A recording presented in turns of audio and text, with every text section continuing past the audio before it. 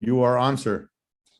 Okay, I'd like to call to order the regular Finance Committee meeting of August 30th, 2021 at approximately 5:02 p.m. Can I have a roll call, please? Yes, Counselor Cassett, Here. Counselor Villarreal, Present. Counselor Lindell, Yes. Counselor Romero Worth, Yes, I'm here. and Counselor Abate. Here. Okay, we have a quorum. Thank you. Approval of the agenda.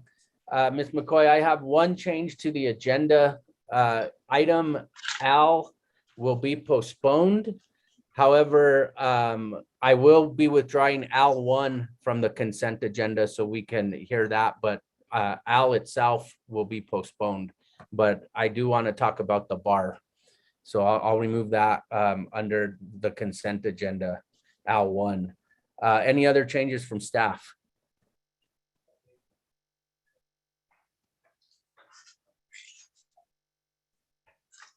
No changes, Mr. Chair. Okay, thank you. Any changes from the committee? Can I have a motion to approve the agenda as amended? Move to approve as amended. Second.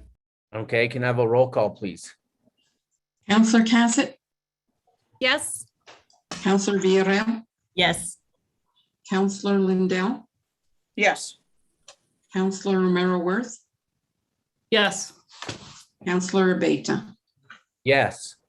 Okay, the agenda has been approved. Approval of the consent agenda. Are there items that the committee would like to remove from the consent agenda?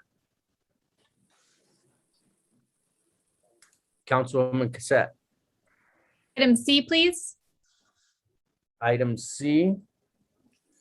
Okay. Councilwoman Lindell. Items E and F. E and F. And F as in Frank. Okay. Councilwoman Villarreal, did you have any items? Items I wanted to hear have already been pulled. Thank you. Okay, and Councilwoman Romero Worth? The items that I'm interested in have also been pulled. Thank you. Okay, and then I will pull item L1. So with that, the consent agenda, the items that have been pulled are C, E, F, and L1. Can I have a motion to approve the consent agenda as amended? Move to approve as amended. Second. Okay, we have a motion and a second. Can I have a roll call, please? Yes, Counselor Cassett, Yes. Counselor Villarreal, Yes. Counselor Lindell, Yes. Counselor Romero Worth, Yes. and Counselor Abate. Yes. Thank you. Okay, so that brings us to item 5, which is approval of the minutes. 5A is the regular Finance Committee meeting minutes of August 16th, 2021. Are there any changes from staff? No changes, Mr. Chair. Changes from the committee? Is there a motion? Move to Move to approve. approve. Okay, we have a motion. Is there a second? Second. Okay, can I have a roll call, please? Counselor Cassett, Yes. Counselor Villarreal, Yes. Counselor Lindell, Yes. Counselor Romero Worth, Yeah, okay. Yes. Okay. Sorry, my mute button is not on the fast trigger. okay, and Counselor Abate. Yes.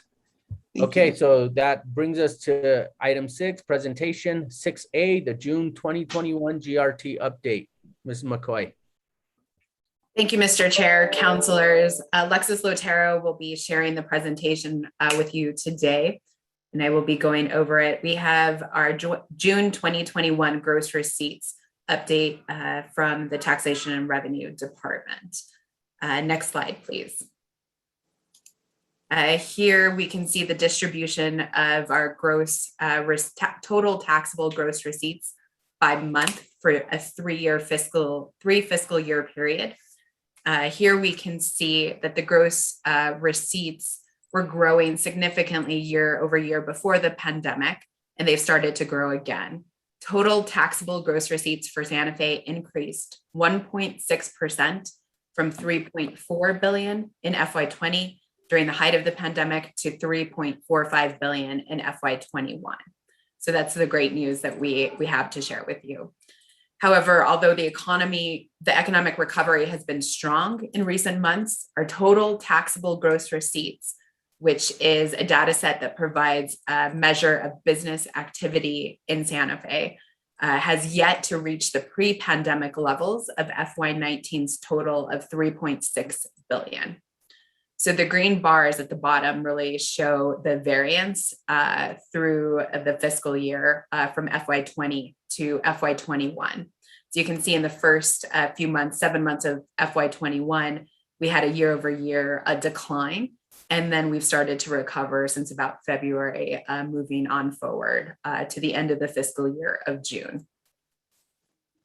So overall, what this shows us is that our taxable gross receipts for Santa Fe actually declined about $500 million throughout the pandemic, but we have started to recover. Next slide, please.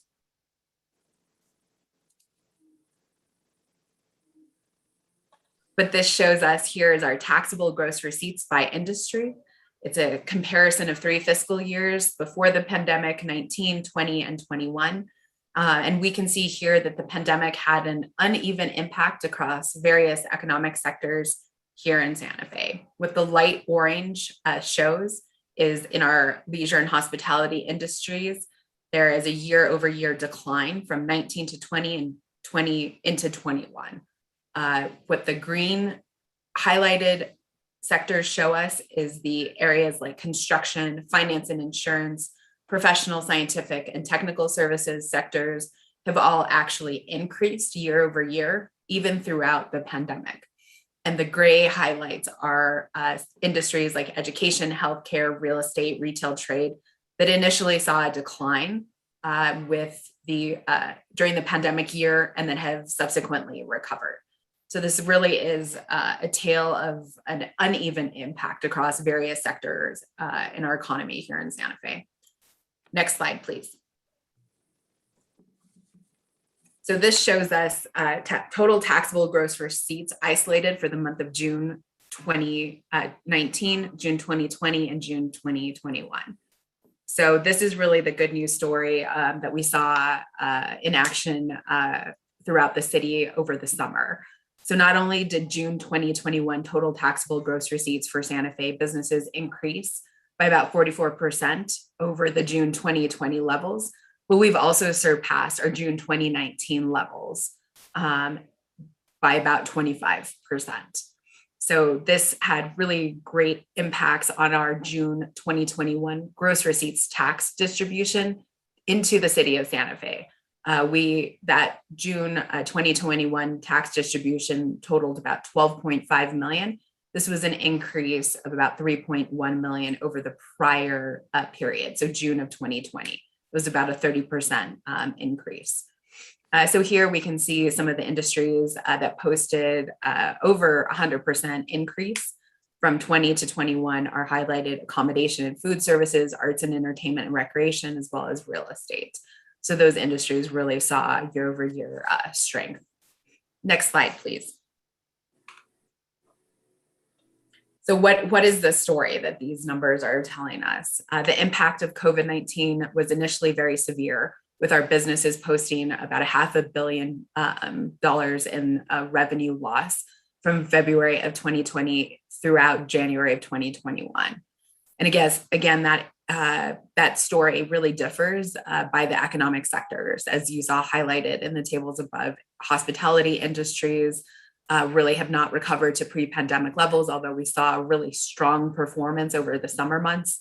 And other industries have improved from 20 throughout the pandemic period into 21, and have also shown some strength over the summer.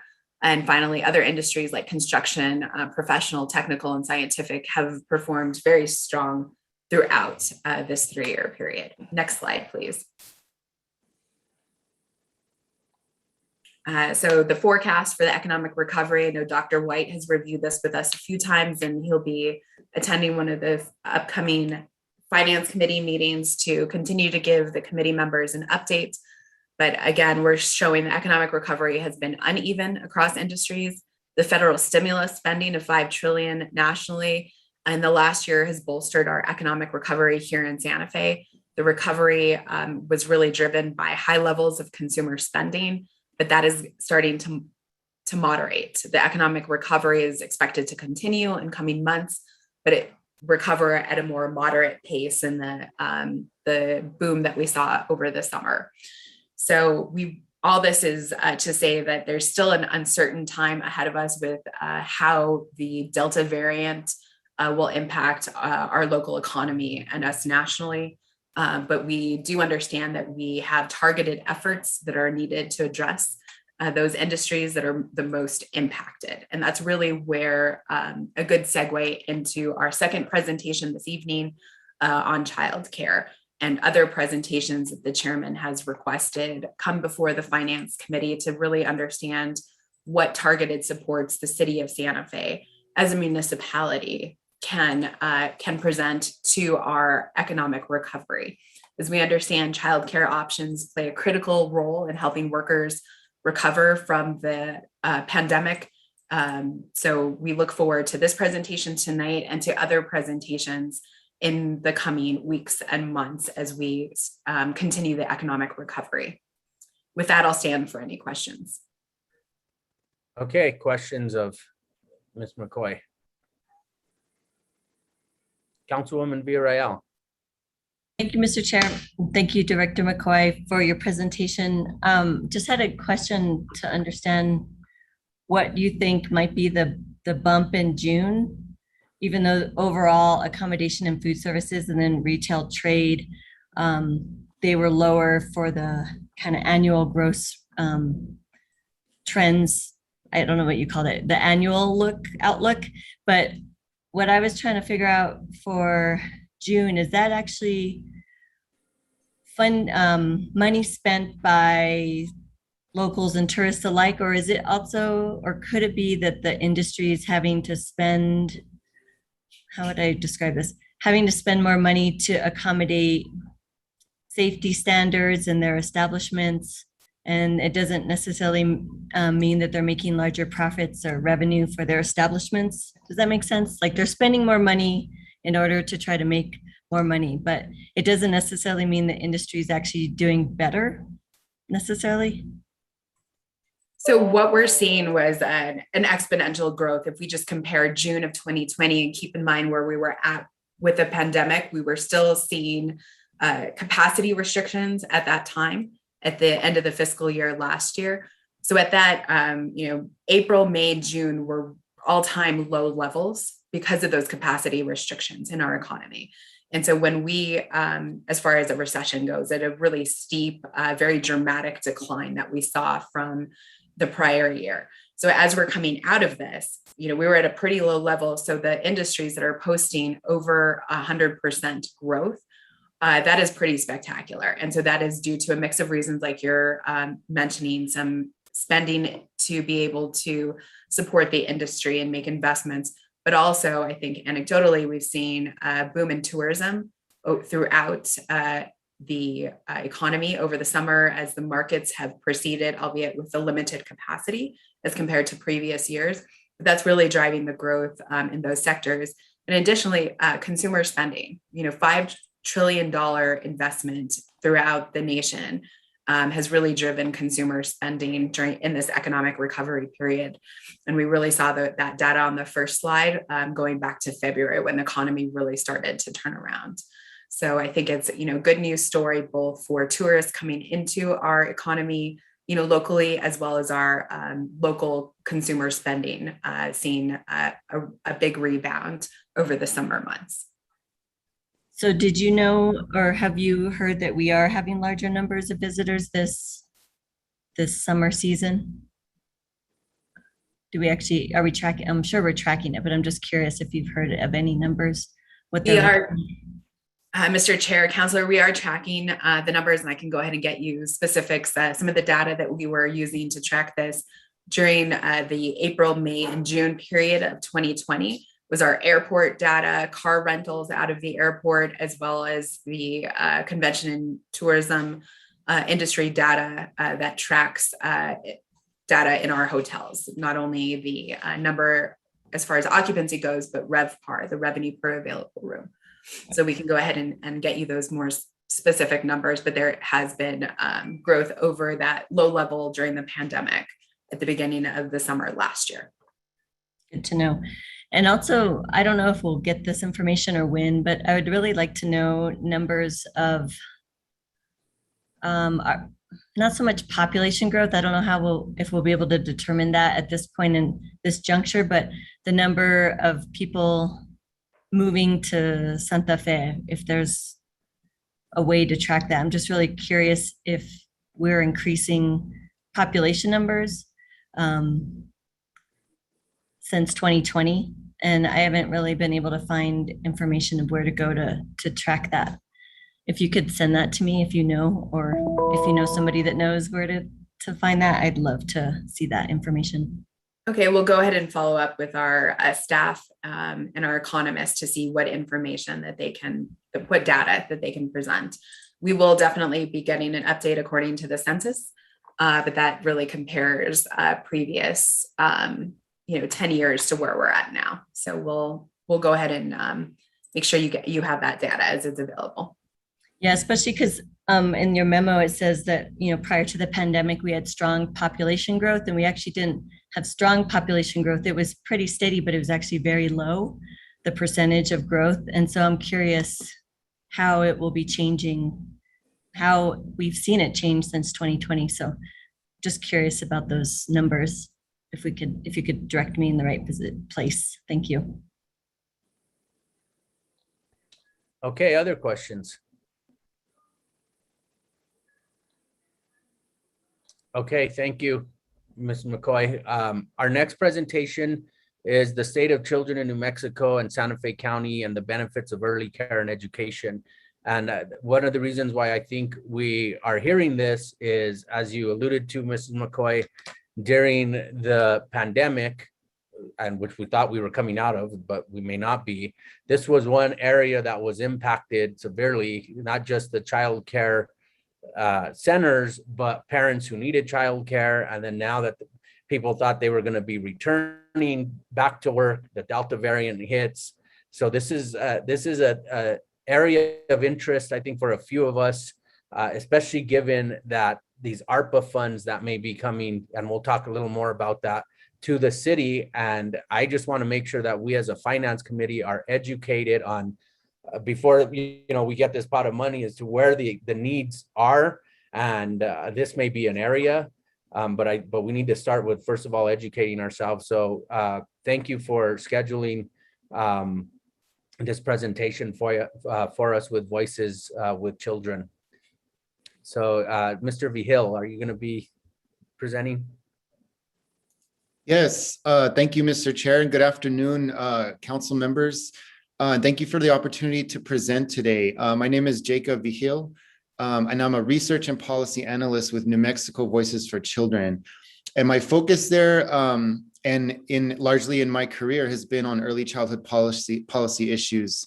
And I will be talking today about the state of children in New Mexico and locally, the impacts of the pandemic on child well-being, and then really focusing on how early childhood programs, including childcare, are an investment that has been shown to produce not only long-term positive outcomes for children, but economic returns in the long run.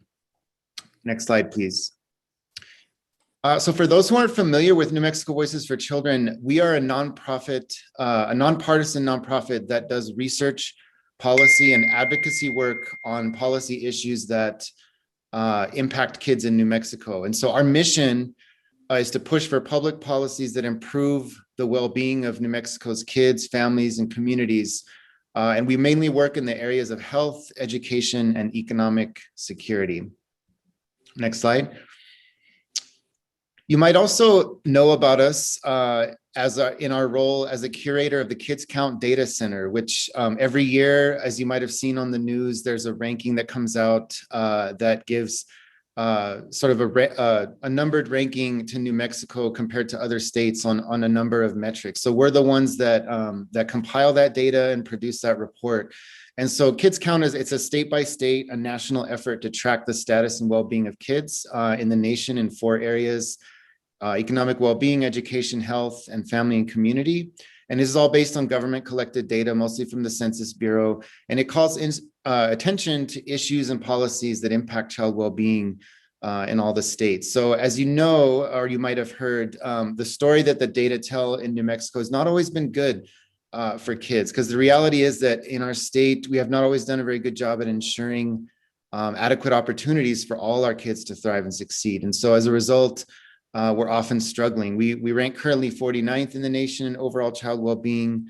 And just as alarming is the fact that we rank poorly in the 4 domain areas. I believe we've improved a lot in health in the last few years, mostly as a result of the expansion of Medicaid. So this sort of gives you just a broad overview of sort of the data that we work with and how we sort of begin our approach to policy. Next slide, please. So here locally, Santa Fe County certainly has not been immune to many of those trends over the last few years. The county has fared slightly better than the state average in terms of some of those measures, but racial disparities and the high poverty rate persist. And now the unemployment rate, though it's improving, is comparable to the state average. And here we have on this slide a few other metrics that we collect to give you a sense of the kind of data that we track. So as you can see, infant mortality in Santa Fe was 5.9 per 1,000. That's slightly higher than the state average. The death rate among children was slightly higher in Santa Fe, 56 per 100,000 versus 52 per for the state, even though, and that had been a trend. That had been a trend in the county between 2019 and 2018. The child abuse rate, Santa Fe's rate was lower, but had increased slightly over fiscal year 2019, while the state stayed the same. So in 2020, child abuse rates, these data for 2020 only reflect the first half of the year, and it doesn't capture the full scope of decreased reporting during the pandemic, which is believed to be a lot higher. In New Mexico, 65% of births are to women without prenatal care in the first trimester. So Santa Fe fares a little better there with 69. But both the state and the county have just over 3% of births to women who receive no prenatal care at all. And then Santa Fe County fared a little worse than the state in 2019 in low birth rate, but saw a decline in that from 2018, but it has jumped up since then. So that's just sort of a snapshot of some of the data we're able to collect and report on the state and local level, and gives you a sense of what's going on locally. Next slide. So as we all know, the pandemic has really created additional challenges and financial stress for our families and kids. So here's a look at some of the data we've gathered over the last year on this count in New Mexico. So we know that pediatric visits and vaccinations have gone down in 2020. A year into the pandemic, 46% of adults in households with children had lost employment income. So that would have been probably as of this last spring. Almost a third of parents feel anxious or stressed. A third report that they're at risk of eviction or foreclosure in the next 2 months. And almost or a little over a quarter of kids are projected to be food insecure as a result of the pandemic. So these, these are trends that already were sort of, going on, but clearly the pandemic exacerbated them. And we all know that, these, as children endure these stresses, it really has an impact on their development and their health, which I'll talk a little bit more about later. Next slide. So one of the most alarming aspects to the pandemic is how unequal the health and economic impacts have been across lines of income, race, and gender. The disproportionate impacts really reflect the harsh, long-standing systemic inequities, often stemming from structural racism that have existed in education, employment, housing, and healthcare. And the pandemic has really aggravated or compounded those challenges for low-income communities, people of color, and for women. Next slide. So low-wage jobs tend to be more often held by people of color, and those are who have been harmed disproportionately by the pandemic and the recession. So research shows that Hispanic workers saw the steepest initial employment losses due to COVID and still have the most ground to make up to reach pre-pandemic employment levels. We also know that Native Americans make up 11% of the state, but 30% of the COVID cases last spring. And in contrast, white New Mexicans make up 37% of the state, but only 15% of COVID cases. And so also noteworthy is that low-income residents of mostly non-white communities have died of COVID at 9 times the rate of low-income residents in largely white areas. So again, the persistence of racial disparities in health outcomes have only been aggravated. Next slide, please. And finally, in addition to and often intersecting with income and race, the pandemic has also caused gender inequities to grow. So the data show that women, especially women of color, have been hit especially hard. And that's because women make up the majority of the workforce in fields that have been hardest hit by social distancing and COVID, the public health and the restrictions. So industries like retail, childcare, restaurants, and other hospitality sectors. So while women make up 47% of New Mexico workers, there are 64% of frontline workers. And so not only that, but they had to pick up added responsibilities when schools and childcare centers closed. So more mothers and fathers have lost wages, and these are national trends as well. They've decreased their work hours and exited the labor force since the pandemic began, as they're disproportionately responsible for taking on childcare and education responsibilities. Research shows that mothers with young children have been especially impacted by these issues and have reduced their work hours 4 to 5 times more than fathers. And the gender gap in work hours has grown by 20 to 50% as a result of the pandemic. Next slide. Now, while we have a responsibility to report all this data, and the story that it tells is often bleak, it's not the full picture. And ultimately, our purpose at Voices is to use data to advance research-based policy solutions to improve child well-being. And one of the most effective and important ways to do that is through early childhood care and education. There's no shortage of research and documentation that shows the benefits of ECE. The importance of the earliest years to lifelong health and the well-being of children can't be overstated. 80% of brain growth occurs in the first 3 years, and healthy development is dependent on positive, rich, nurturing, and consistent interactions with adults. So economists, most notably Dr. Heckman from Harvard, who has been, sort of at the forefront of this research and has proliferated in the last 20 years, have found in the most recent research have found a 13% return on investment for comprehensive, high quality birth to 5 early education. And then if, you can compare that to the stock market, it's better than the stock market at 8%. So we also know that childcare for single mothers who are pursuing higher ed has a 5.5% return on investment and increases their graduation rates by 21%. And when we talk about this return on investment, we're talking about substantial beneficial impacts on health, quality of life. So all of those associated healthcare costs that would come with worse outcomes, the labor incomes of participants in these programs, reduction in crime, better educational outcomes and graduation rates, and the labor income of the mothers of the participants in programs through this subsidizing their childcare. And also, we know that receiving childcare assistance has been shown to support higher employment rates and job retention, and that single mothers were more likely to be employed full-time when they have access to childcare subsidies. Next slide. So while there has been much more attention on these investments from policymakers in recent years, we know the need for such programs continues to be pretty great in New Mexico. Over a quarter of our kids under age 5 are in poverty. That's about 36,000 children in 2017. So that was before the pandemic. And that's one of the highest rates in the nation. 42% of all working families with kids are low income. That means they earn less than 200% of the federal poverty level, which is about 51,500 for a family of 4. And so clearly, and we know, the federal poverty level as a measure of poverty is very imperfect and doesn't reflect often regional differences within the country.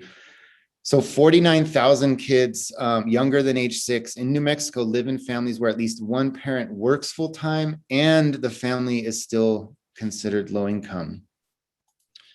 So there, so the need is great, but we also know that there are many barriers for families in accessing these crucial programs, all of which have been made worse by the pandemic. So by fall of 2020, nationally, there were 1.2 million fewer parents of school-age kids in the workforce than the prior February, and 900,000 of those, so the vast majority, were women. And without access to affordable, dependable childcare, parents are more likely, research shows, to face absences and other school disruptions in the workplace. Next slide. So just when families need it the most, the availability of childcare has taken a big hit in the pandemic. The numbers of families accessing childcare subsidies was relatively low for a county the size of Santa Fe before the pandemic. I believe we had the number of about 481 kids receiving childcare subsidies. That's much lower than other metropolitan areas. But with COVID, there was a steep decline in capacity. We know that a lot of centers shut down, schools closed, and the decline was the 4th highest in the state. New Mexico had about 46% of 3- and 4-year-olds enrolled in some form of care or schooling. In Santa Fe, it was a little over half, so they were doing better in 2019. But again, the declines were drastic, and in Santa Fe County, they were among the most drastic declines in the state. Next slide. So in addition to availability, affordability has long been one of the biggest challenges in childcare. So it's no secret, I'm sure a lot of you all have heard that, childcare is expensive. Some of you probably have really direct experience with that, but and the numbers play that out. For single parent families, 41% of monthly income goes to childcare expenses, which is about a little over $9,000 per year on average. The average annual cost of childcare is higher than a year's tuition and fees at a public university. And so at about $550 per month, which now I believe is higher because there have been some policy changes on the state level, but the average reimbursement rate to providers was just a fraction of the cost of what it takes to provide childcare, especially for the youngest kids, birth to 3. So the field of childcare has also been challenging for those who provide the care. The well-trained and qualified workforce needed to provide these services have historically been chronically underpaid, even as education and credentialing requirements have increased. So we know that the poverty rate for early educators in New Mexico is 27%, and that's more than 2 times higher than the rate for New Mexico workers in general, which is astounding to me.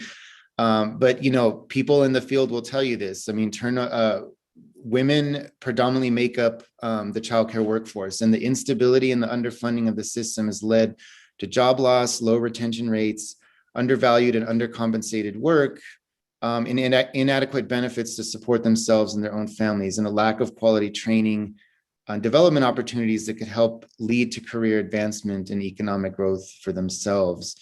So that again it's a chronic issue. And it's a critical issue because as we seek to improve the quality of early childhood programs, it's really largely what we're talking about is the quality of the workforce, right? And so if we are continuing to push for the professionalization of the field, but wages and compensation and support for pursuing that education don't keep pace, then it doesn't continue to be a viable option for workers. Next slide. So to wrap up, not all is doom and gloom. I mean, the reason I'm here and I'm really excited, we'd love to be able to give these presentations and to talk to policymakers and folks around the state, because we really do believe that New Mexico is making strides and that there are really great opportunities on the horizon. It's an exciting time for early childhood in New Mexico, and we at Voices, we're excited to be a resource for policymakers in making these crucial investments for our children and the future of our state. Federal COVID relief has brought huge relief through the CARES Act and the American Rescue Plan Act. They have brought unprecedented amounts of funding and crucial aid to states and localities and directly to providers to make sure that their businesses are viable and that states can maintain the infrastructure for these programs that I've outlined above. And here on the state level, the Early Childhood Education Care Department has expanded eligibility to 350% the federal poverty level, which is huge. That is a policy change that we have been advocating for years. And now with the ability to do that and to raise provider rates, this will be sure to expand childcare to more families, but we do need to ensure that capacity is built out and that money gets to those who really need it. Another positive thing is that the governor and the legislature have also recognized how important these issues are, and in recent years have increased funding for all early childhood programs, including through the establishment of an early childhood trust fund, which, as we know from recent LFC estimates, is going to be bringing a lot more money than we had anticipated. And we also have on the horizon, with the passage of HJR 1, a constitutional amendment on the ballot in 2022 to increase the disbursement from the Land Grant Permanent Fund. That will ensure that early childhood will have another reliable funding source that isn't as dependent on volatile fossil fuel income to the general fund. So these are positive things on the horizon that we believe really will address a lot of the challenges that I've outlined here. Yeah, and I really appreciate the opportunity to share this with you. I'm here for questions. You can go to the last slide. And I'll include my email or send that to Mary too if folks have additional questions after this. Great, thank you, Mr. Vigil. Can questions from the committee? Councilwoman Cassette. Thank you, Mr. Chair, and thank you so much, Mr. Vigil, for being here for the presentation. This is an issue that I am extremely passionate and familiar with in my own life as a single mother to a 3-year-old, and between his father and I, we spend close to $1,100 a month on childcare. Trying to gather my thoughts, I get a little passionate here. And I always talk about the challenge of childcare is that, we have this severely underpaid workforce because it's women's work for women to be able to work. And it's just two things that are very undervalued. So I really do appreciate the focus that you are bringing to this issue. I did have a couple quick questions. So you had talked about the exodus of women, primarily women from the workforce over COVID, both I think a complete exodus as well as a reduction of numbers. And I believe those were national numbers. Have we been able to drill down and see what that's looked like in New Mexico and as well as in the county? Yeah, it's a really good question.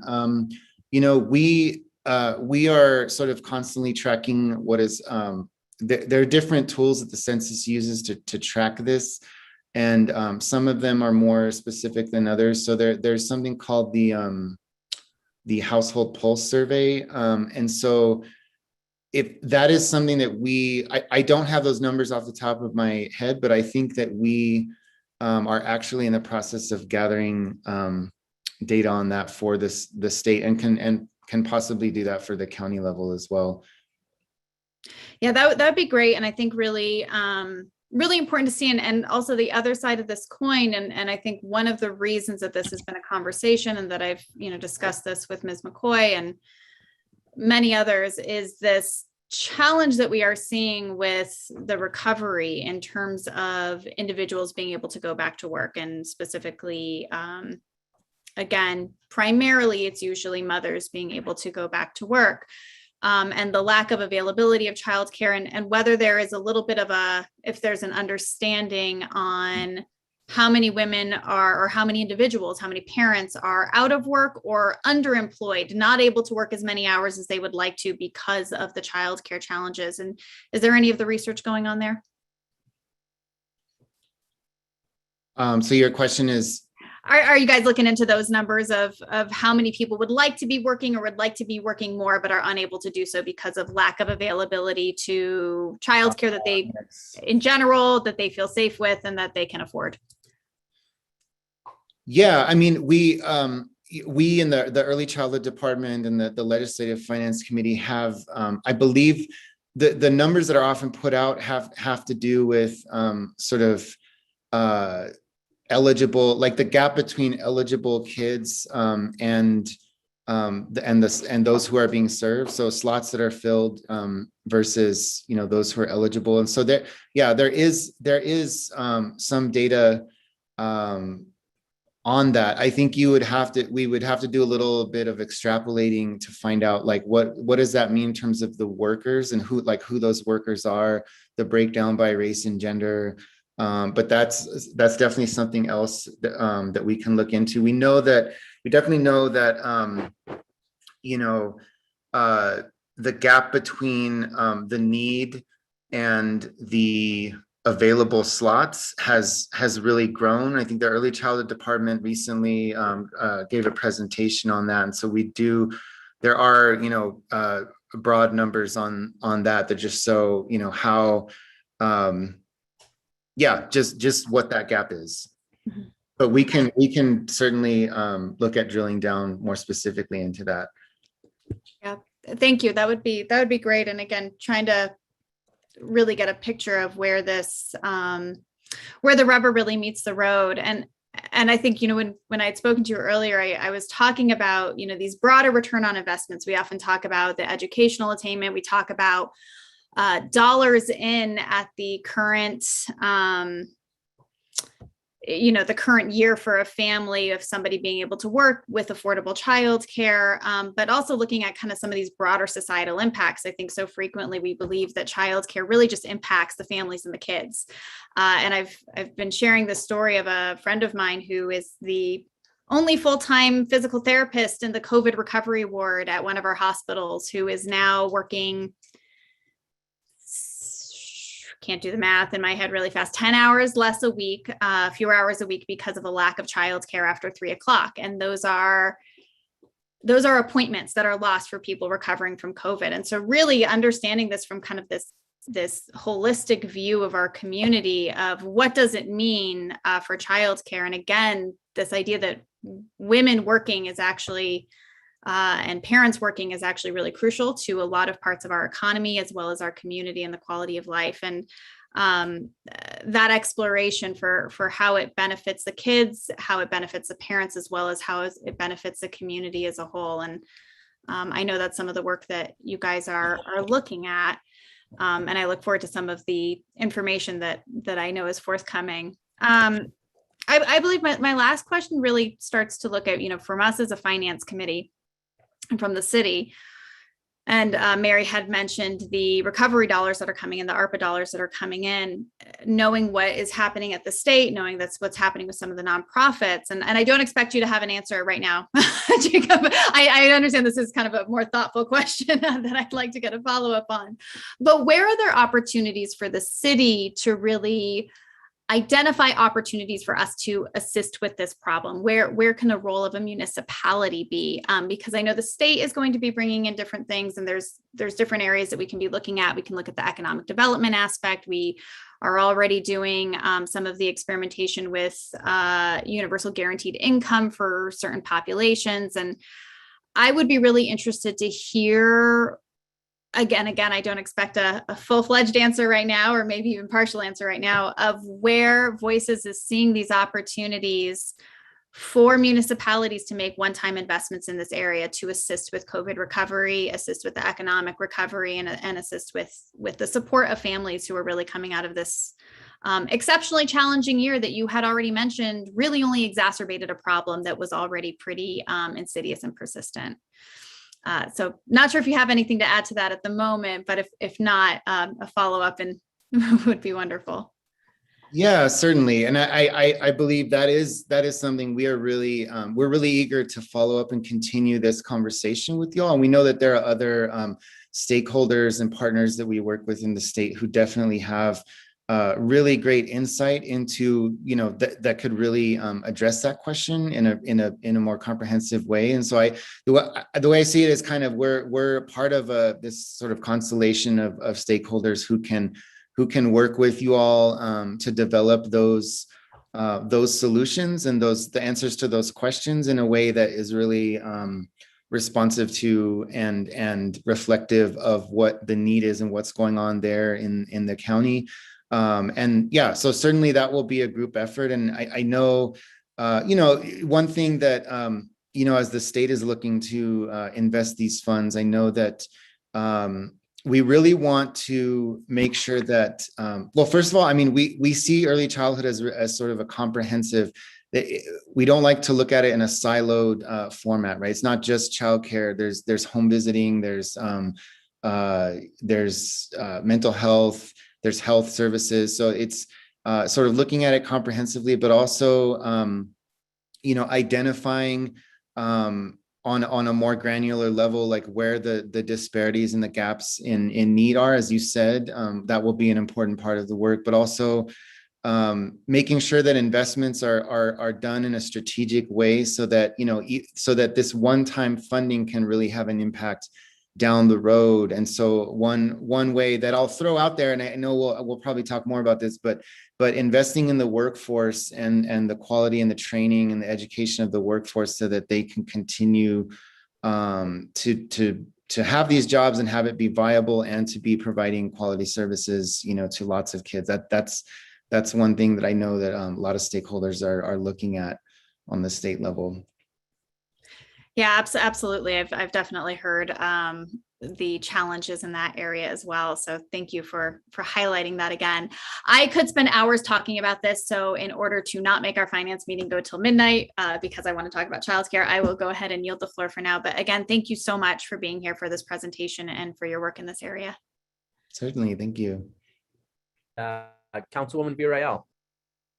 Thank you, Mr. Chair, and thank you, colleague Councilwoman Cassett, for your passion. I appreciate that you think about these things often, and especially because you have a young child. And I think that's important reflection of what we need on the council. So thank you.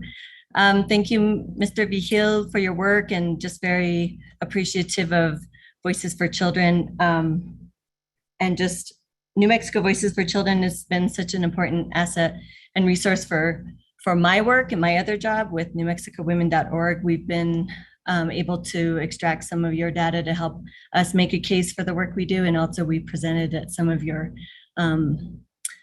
conferences. So I really appreciate that. I think for me, I guess I was more like comments more than questions, but I was happy to hear about the raising provider rates and expanding eligibility. I know that's been such an issue for New Mexico, and appreciate you, and also Olay. Olay is the organizers for the Land of Enchantment that have been working on this for years. So I think it's really important that that's shifting for us. I think what I'm interested in is also what my colleague said about how to utilize funds at the municipal level and what that could look like with the American Rescue Plan Act funds. And I guess I'm thinking more not just one-time approaches, but like systemic investments for long-term supports. And I don't know what that looks like, and if you have a perspective, that would be great. I just think we need to think about that more holistically. And even though it's just a one-time funding source over 3 years, it's important to think about like systemic investments and how we can support that within a municipal level. Or if there's something we need to advocate for more at the state level, I would love to know more about that as well. Do you have any thoughts on that before I move on to other? Yeah, no, I certainly agree. I think that one of the great things about this last round of funding through the ARPA is that it allows localities broad flexibility with this funding, and so there's a lot of discretion there. We are connected to a number of national sort of think tanks and networks that do this kind of work nationally, and so what I've been consulting with the Center on Law and the Center on Law and Social Policy, CLASP. They produce a lot of research on this and work in other states. And so, working with them and others to find out what are other localities and municipalities doing with this funding? What can they do? What parameters are there? Things like that. So that's something we'll certainly be able and willing and available to work with you all on. And I definitely agree about Olay. I think they are definitely on the forefront. Real close partner of ours, and really tuned into the needs of the provider community. So, yeah, I agree. Thank you. And then the other piece I kept thinking about as they are reviving the governor has revived the Commission on the Status of Women. They were always in the past a resource for data gathering, or at least sharing it in a way that would be helpful for different departments or agencies throughout the state. So we want to work in my other job capacity to work with them to try to figure out what are some of the things that we should highlight. And I don't know if that's like a concerted effort between you and maybe the Commission on the Status of Women. So I'm particularly interested in how this pandemic has exacerbated issues as it relates to women and girls. And so I appreciate that you had slides that focused on that. I did think, I guess I wasn't sure, Councilor Cassett talked about it, but there was specific data related to Santa Fe County though, right? As it relates to, let's see, women part of the workforce, or was she referring to something else? I'm trying to remember now.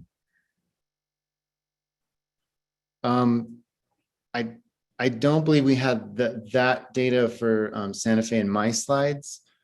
I had some child-specific data. Oh, I think I'm looking at the slide about COVID-19 has caused gender inequities, and I think that was Mexico numbers. So that's right. And then, so I guess the request was to look at it from more granular at Santa Fe.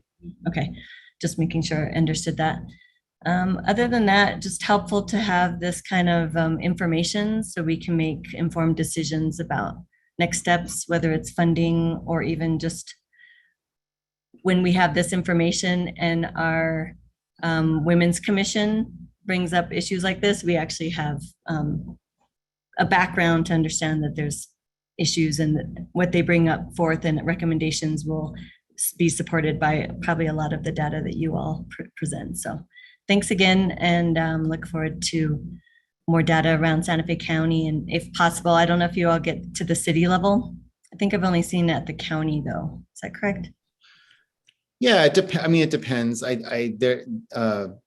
For some municipalities, there's some data that's available. It's just, it depends on the sources, but yeah, there's some possibility there. Great. Thank you. Thanks for your time. Thank you. Okay, Councilwoman Romero Worth. Thank you, Mr. Chair, and thank you, Mr. Vigil, for being here and for your work with Voices for Children. Very important organization doing important advocacy, data gathering, and helping with the information that's needed to form the policy to solve some of these problems. And I agree with Councilwoman Villarreal that we need to be looking at some of the systemic issues. In your last slide where you talked about funding, maybe it's an old slide, but definitely I'm sure you're aware that the state will have something like $1.4 billion in new money. And I assume that you'll be strategizing about how some of that money can be employed to solve some of these problems or to lend assistance. So certainly want to point that out to the Finance Committee that those are incredible numbers at the state level. And I'm wondering, I guess, if besides looking at funding, do you guys get into looking at what barriers are created in other ways? For instance, maybe the way we do what we require of childcare providers in terms of being able to start businesses. Do you look at, what it takes to be that kind of a business, small business provider, that kind of thing? And, maybe that's a place where at the municipal level, we can be putting some energy. And just curious if that is below your radar, part of an expanding work plan, or can we use you as a resource in that area?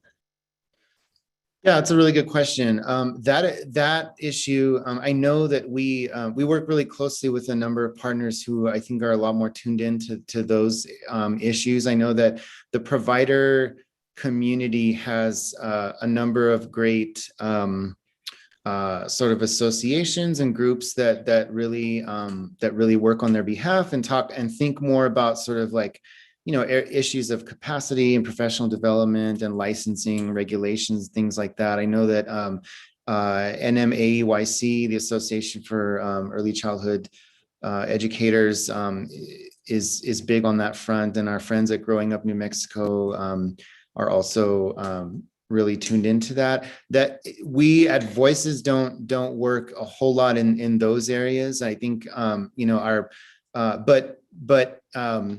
everything we do, we really do in coalition, and there's we look for ways to really sort of bolster and amplify our collective effort around from the state level and advocating for funding and the budgets all the way down to what are some of the barriers and the needs on the local level. So I think like some of our partners would have more to say about those specific barriers or challenges or opportunities, but I believe that they're also going to be involved in these conversations and speaking with you all.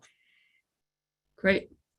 All right. Well, I appreciate that. And thank you, Mr. Chairman and Councilwoman Cassett, for thinking about this issue and, starting to develop some of the background that we need as we think about how we at this level add value in trying to solve some of these really, really tough issues. So appreciate it. Thank you, Mr. Chair. Thank you. And obviously there's a crossover into our quality of life committee, and a lot of these issues really need to come, and recommendations should come out of there. But before we end this evening under matters of the chair, one thing I do want to spend a little time on, Mary, is Ms. McCoy is talking about these ARPA funds and how we as a finance committee are what role we're gonna have in the recommendations that come out of this. And I know we only have one other meeting in September, not till the 20th. I don't know what the timeline is going to be for this. And so there may be a need to either have more finance committee meetings or have a subcommittee of the finance committee start kind of working on a plan for how we do this and what should be because we're going to get asked by different organizations and different industries for part of this money. And we're going to have to figure out, not just as a finance committee, ultimately as a governing body, how we distribute these funds. And so, but as the finance committee, we obviously are going to have a major role, because that's what we're appointed to do. So we'll have that discussion towards the end of the evening under matters from the chair. But with that, thank you, Mr. Vigil. I appreciate the presentation, and I'm sure you'll be making more, if not to this committee, to our quality of life committee for sure. So thank you. Appreciate it. Thank you for your time. Really appreciate it. My pleasure. Okay, so that concludes our presentations. Let's go ahead and move to the first item that was removed from the consent calendar, which is item C, a request for approval of the agreement between the City of Santa Fe and American Traffic Solutions, Inc., doing business as Vera Mobility for providing equipment and services for the Santa Fe Traffic Operations Program. Councilwoman Cassette. Thank you so much, Mr. Chair. So I do have a number of questions and discussion points with this contract. I think one of the first things, we had this contract brought to us, I don't know when that happened, earlier this year. And then right now, the only difference that I'm seeing in the contract is essentially that the number of cameras has been removed. I mean, it said 6 cameras, and right now it looks like it's an open-ended number of cameras. Am I correct in that, or are there other changes to this contract from the one that we had previously seen and whenever it was that we saw it? Mr. Chair, Councilor Cassett, there's a couple of changes that were made in this contract after we received follow-up from the Quality of Life Committee. But if I may, I'd like to kick it over to Director Ochoa and Chief Padilla real quick, just kind of do a broad overview of where we stand with the current contract, the kind of, and why it's important for us to move forward with it, if that is okay with everyone. Thank you, DC Valdez, Mr. Chair. I just wanted to start by framing the issue. Yes, we are back again. We're also back again in a very new context since the pandemic began nationally and here locally. Speeding is way up, dangerous driving is way up. And so the acuity of the problem is really intensified right now. And I know the councilors know this because of the number of constituents that are reaching out around these issues right now. And the other thing that I just wanted to point out is that New Mexico remains #1 in traffic fatalities in the country, that our rates are very high, almost in some cases twice as high as the national average. And so, I think it's an important larger context, and Chief Padilla has some information about, locally what we're seeing that I think will be helpful as you all weigh in on this decision. And certainly we DC Valdez is prepared to answer all detailed questions about the contract. But I think it was just important to state that, that we're in a different moment now than we were when we first brought this to you. And with that, I'll turn it over to Chief Padilla. Thank you, Director Ochoa, and good evening, Mr. Chair and council members. Yes, it's very important that we're hearing this topic again today. I think leading up to the pandemic, yes, you guys have had and heard different variations of the contract. With the pandemic, we've only seen that increase of this concern rise even more. With more people working at home, that means what? The roadways have turned into drag strips or roadways where people were heavily traveling back and forth to work or childcare, or getting out to the movies, shopping. Now those roads are left desolate, and the youth and the adults that take advantage of it are just using it as a roadway, a drag strip to kind of race from point A to point B. And more people staying at home, they're hearing that roadway noise, whether it's a loud muffler or people just intentionally meeting up with each other to race each other. And just the internal complaints that we receive at the police department to our local commanders that go into the city manager's office, the mayor's office, or the constituents that reach out to you. We as a police department are stretched thin, and I think you guys can agree to that with any other department within the city. Or Director Regina Wheeler, who works with the streets, hears the complaints going in through there, the requests of speed humps or speed display signs. We're constantly hearing those numbers. Or if it's constituent services handling those CRM requests of Just over the last several months, there's been 68 complaints that have come on in regarding the concerns of speeding, loud mufflers, drag racing. Now is the time to act. Capacity, we can't guarantee that we can have an officer on every street corner focusing on speeding. In a perfect world, I think we could all agree if that was our only concern, we could definitely have a grip and a handle on it. We want to engage in community policing. We want to see our officers on the roadways that are state roadways where we can't deploy these devices. We want to have officers in parks. We want to see officers talking to children at those parks or interacting with children, the youth on these trails, at the basketball courts. But in order to do that, we need to embrace technology and help us aid us in combating this issue all the way around. And at this point, I'll hand it back over to Deputy Chief Ben Valdez. Thank you, Chief. Let's actually go back to Councilwoman Cassette to make sure your questions they get answered. Thank you, Mr. Chair. Well, the first one was just to highlight what changed in the contracts as a starting point, just for our understanding, because we did have some requests. I would be interested to hear what those changes were from the last iteration of the contract that we saw a couple months ago to now.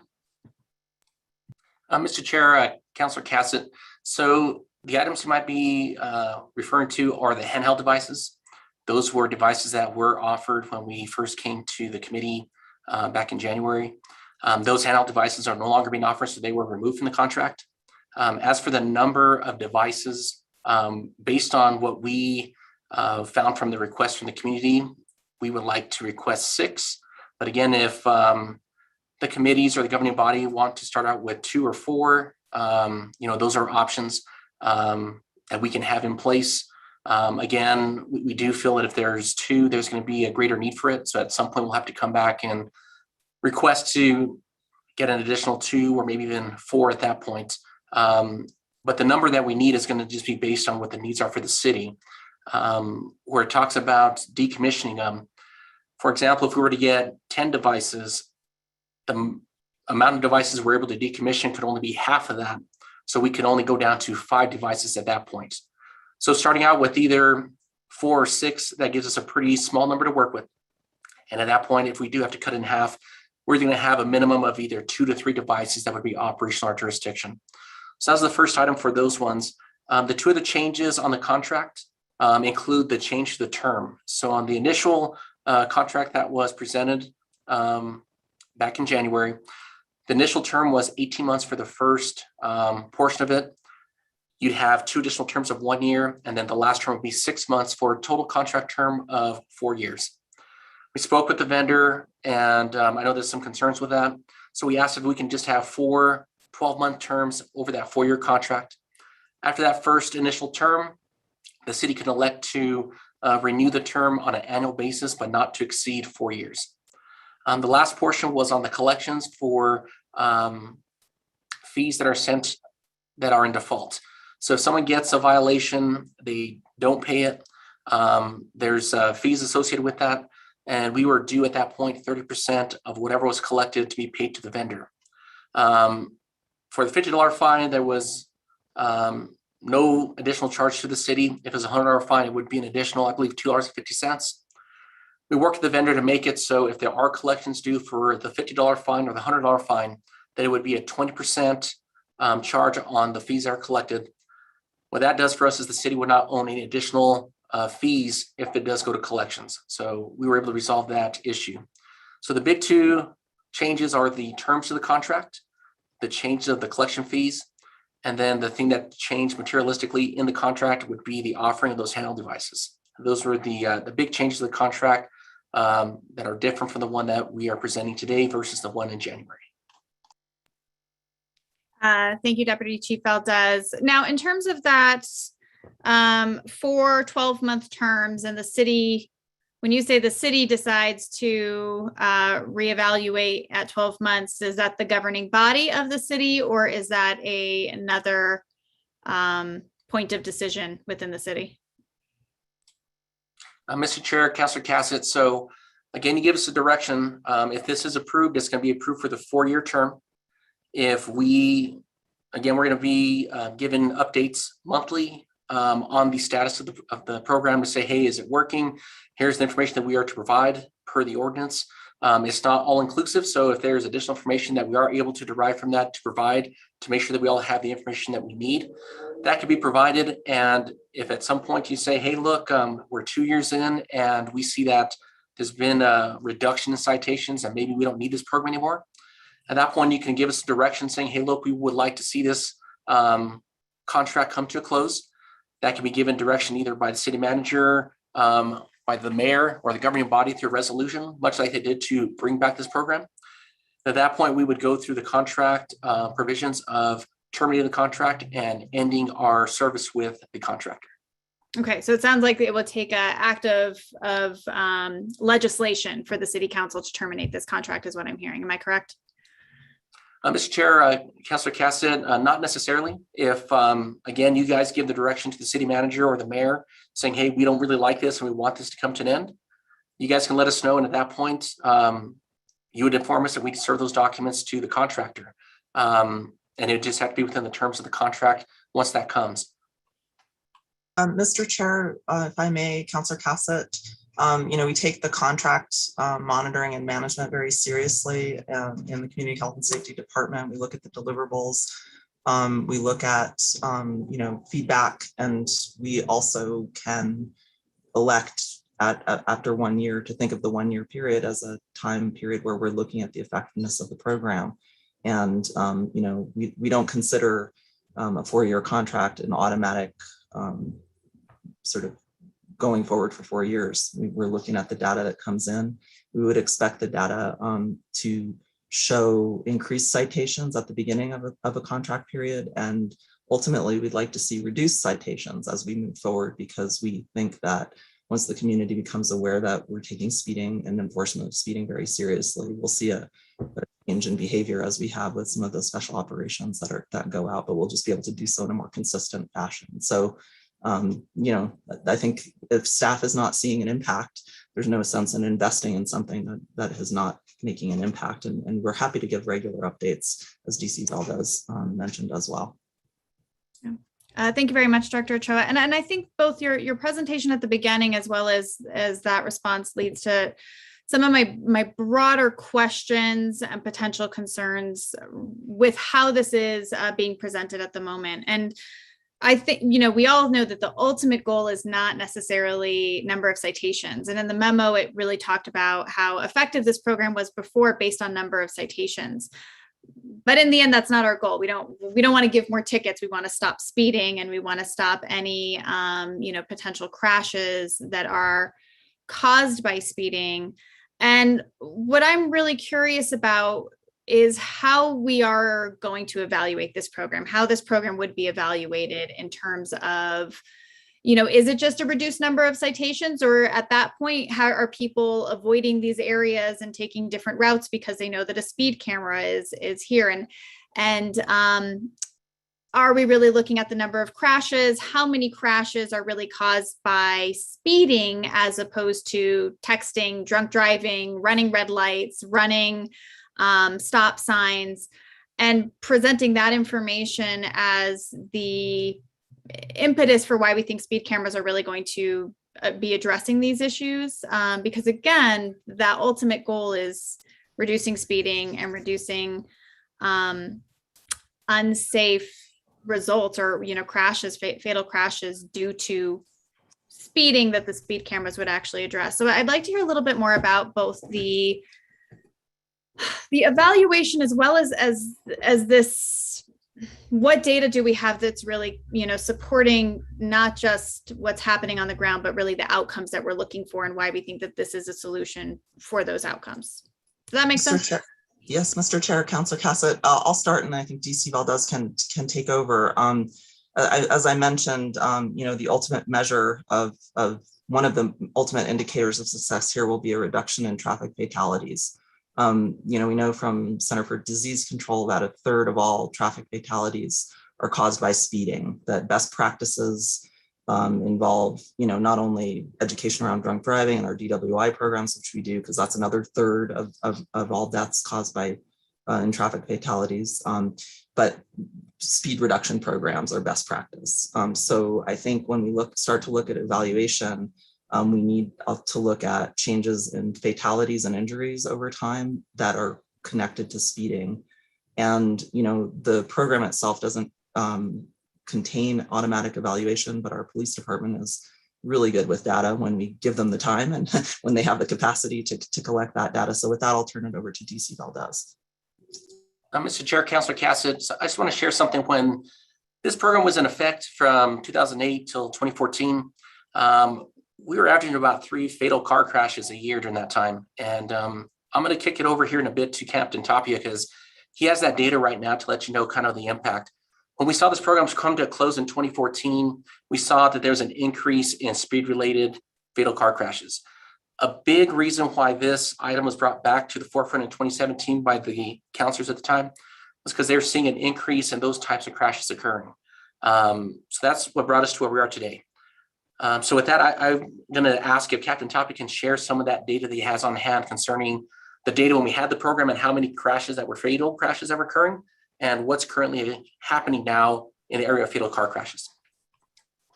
Sure, Mr. Chair and counselors. I did look at the data during the time period 2009 to 2013. And as the deputy chief said, we did begin that period with 3 fatalities. We did have an increase in 2011. And in 2012, it started decreasing again. In 2013, before we eliminated this program, we were back down to 3 fatal car crashes. Once we eliminated the program, it immediately started increasing again. With 2014, 6 fatal crashes, 15, 7 fatal car crashes. In 16, it went to 6. Then 17, 7, 18, we had 8.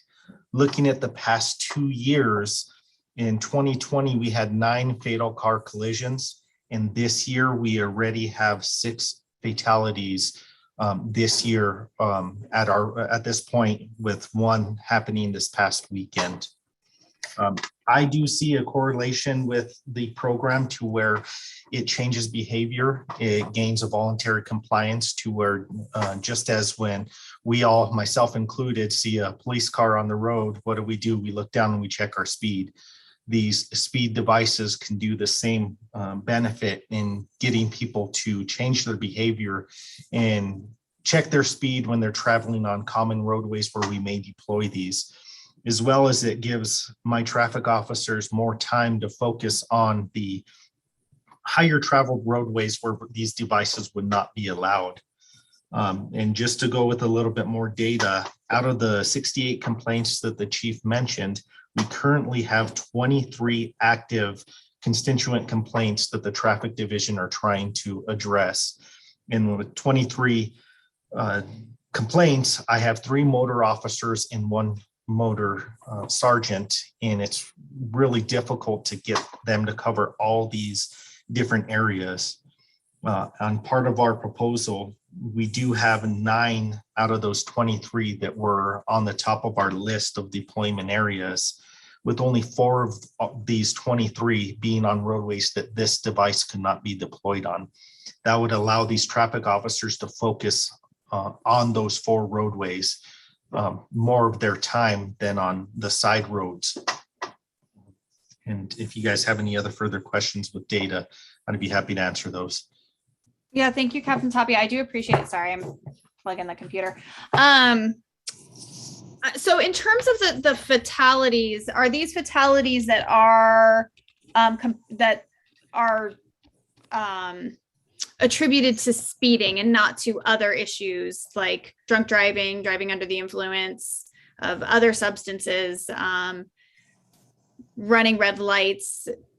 Is speeding that is the primary or only cause of that accident, or are there other factors that are included there? Mr. Chair, Councilor Cassett, I would have to analyze the data a little bit more, but with motor vehicle collisions, speed a lot of times is a factor in great bodily injury or death. The faster vehicles are going, the higher the likelihood of injury or death. But at this time, I don't have the specific data to analyze the recent years with the contributing factors. Yes, And- that and would be this- really helpful, I think, to look at, what are all the different factors here? How many are due to running red lights? If you have a drunk driver who's driving really fast and runs a red light, and again, just, really looking for what are the different solutions that we need to be looking at here. So I would really appreciate some follow-up on that data as this moves through committee.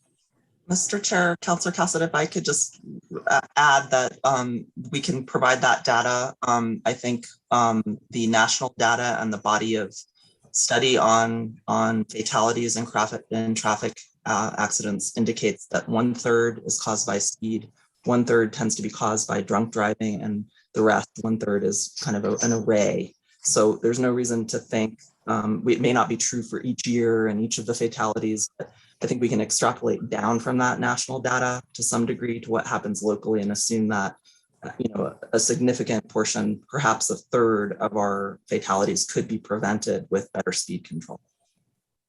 Thank you. I appreciate that additional information. And you said that's CDC data, Kira? Yes. Awesome.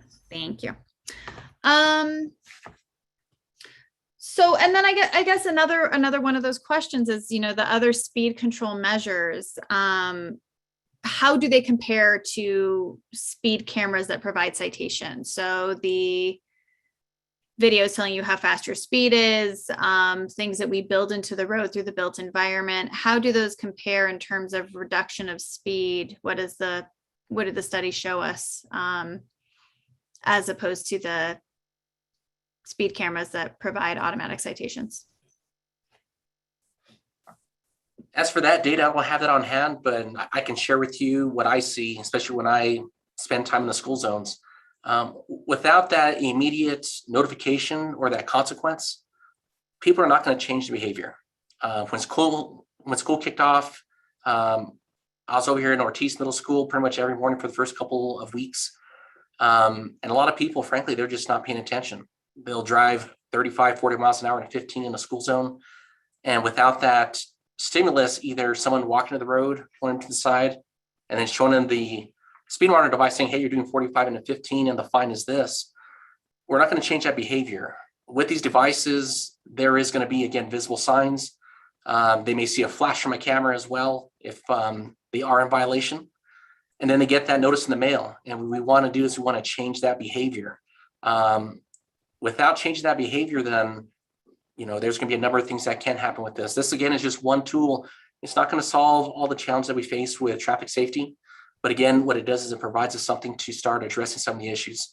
And the vast majority of the concerns that do come into the department are surrounding speed. Recently, it's been noise. But very seldom do we get calls about, hey, someone's driving around without a seatbelt or someone's driving around on a cell phone.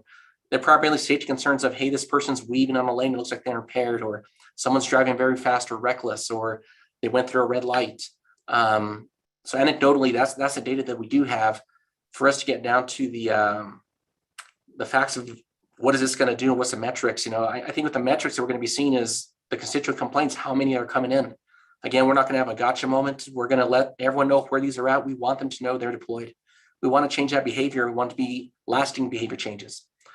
What we've seen, and even in places that do deploy these types of cameras, even if the camera's not in the location, once you become conditioned that, hey, they normally put this camera by this park or by this school or on this street, you're gonna be paying a bit more attention and watching your speed in those areas. And that's the behavior change we're looking for. We want people to know these devices are here. If you are speeding, again, we're looking at violations are not being issued until they're going 10 miles over the speed limit, which is quite a bit of speed, especially if we're looking at a residential area.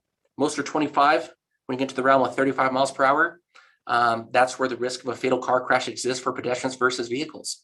Mm-hmm. So what we're trying to do is change behavior. Again, this is one tool. It's not going to solve all of our challenges, but this is one way for us to do it. And it allows us to do so with the current capacity we have. But to get down to metrics we want to look at, I think that's a good discussion we can have to say, here's what we want to measure the success on. Let's look at our data year to year. How are fatal car crashes? How are crashes with injuries occurring? What are these speed-related crashes that are coming up? And we can have that data to say, here's what we're seeing in our jurisdiction. And it'll be specific to Santa Fe because the Uniform Crime Reporting for crashes captures that data. So we can get that and say, hey, how many crashes are occurring in Santa Fe? And it'll give us a good assessment year to year, where it's apples to apples. Are we seeing improvements? Or are we seeing things deteriorating? I don't think anyone can, argue too much that once the program was gone, we saw an increase in fatal car crashes. Could it be because of speeding? Could it be because of other issues? We'd have to go and get into the data to see if that's what it is. But one thing that cannot be argued is those crashes did increase. We had more fatal car crashes when we took those devices off the street. Could have been just the awareness where people are like, hey, they're not around anymore. So maybe the behavior changed at that point. But the behavior has to be at the heart of it. In order for us to make safer streets, we need everyone to do their part. We need everyone to drive safe, be aware, get their full-time attention to driving, follow the speed limit, and it's an invested thing for us to do.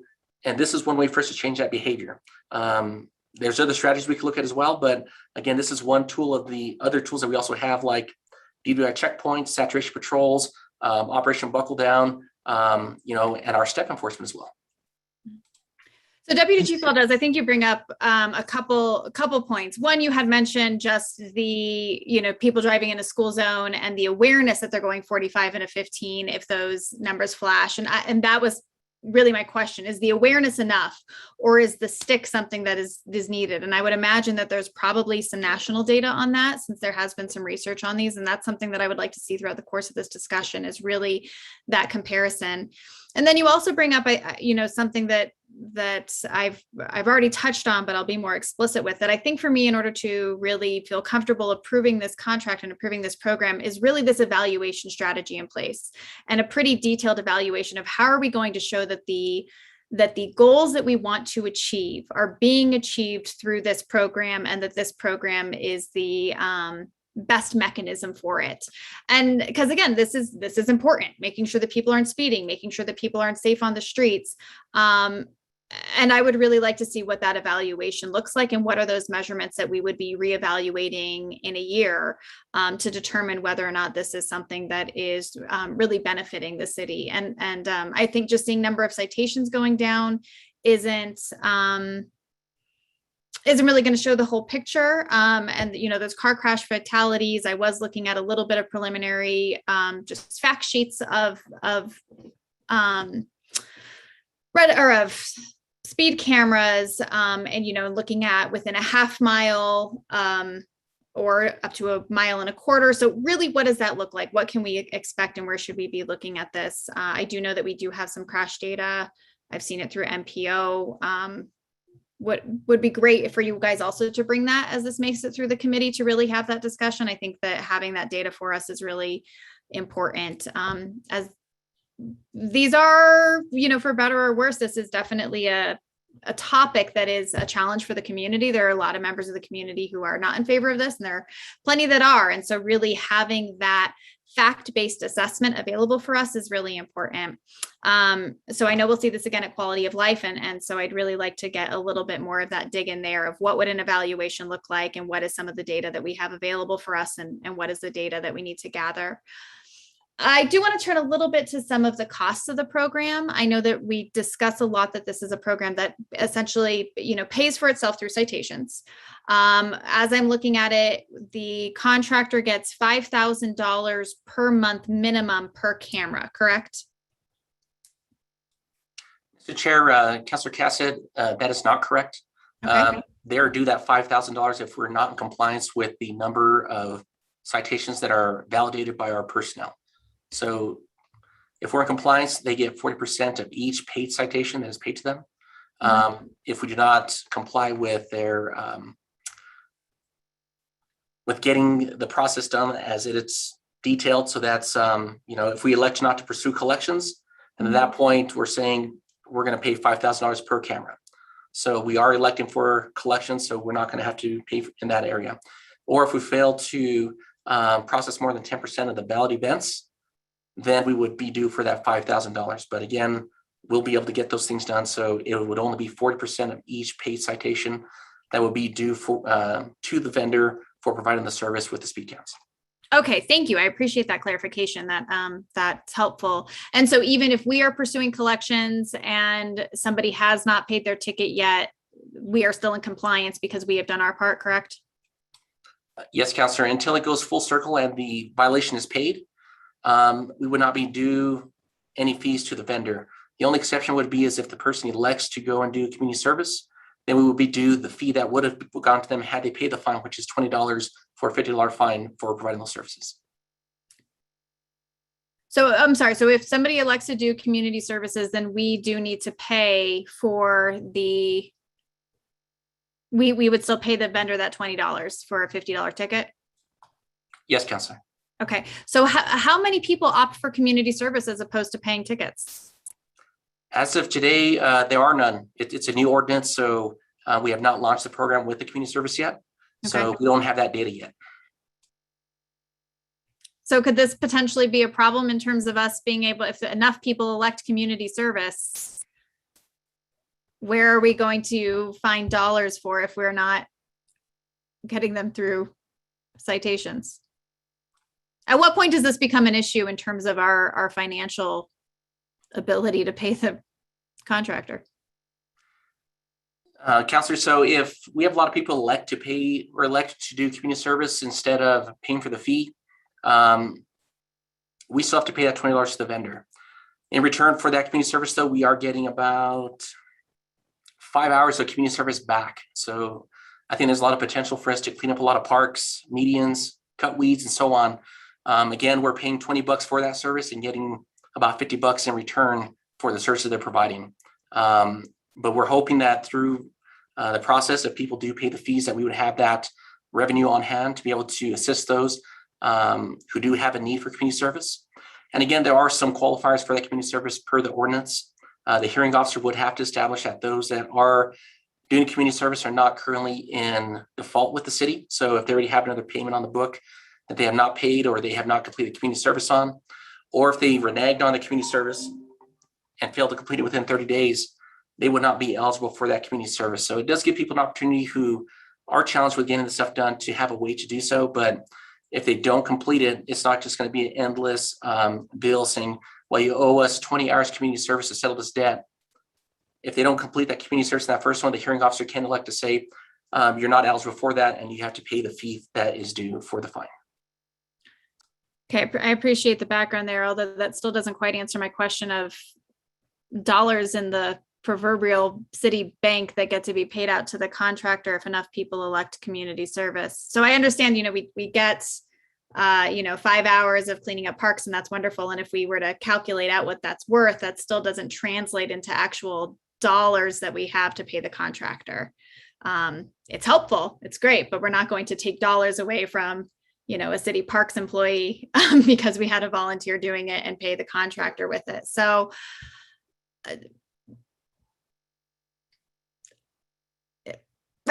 where does the money come from?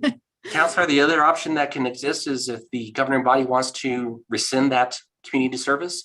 Again, that was pushed forward in legislation and is intended to help people. So we definitely don't want to do that. I can, right. That's so it's one of those things where I think policymakers have to decide what they want to do with it. That's a provision that was in.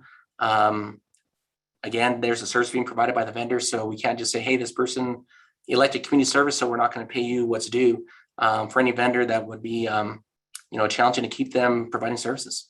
Right. And I understand that, but that still doesn't answer where's the dollars coming from? Where do we have it budgeted? Where do we pull the money if we need to? Mr. Chair, Councillor Cassett, maybe Director Wheeler can answer that. She has a number of contracted services that might be done in lieu of. I think she also might have had an answer to your question about effectiveness of a speed program versus some traffic calming. I don't know if we want to return to that. That'd be great. Director Wheeler, if you have anything to add to either this discussion or the previous discussion about utilizing built environment to control speed. Thank you so much, Chairman and Councillor Cassett, Director Ochoa. Yes, this subject actually has a big impact on Public Works and the engineering division. John Romero dealt with this for years and years as he was the traffic engineer and the engineering division director. We have almost 40 traffic calming requests right now in our queue. It is something we get almost daily.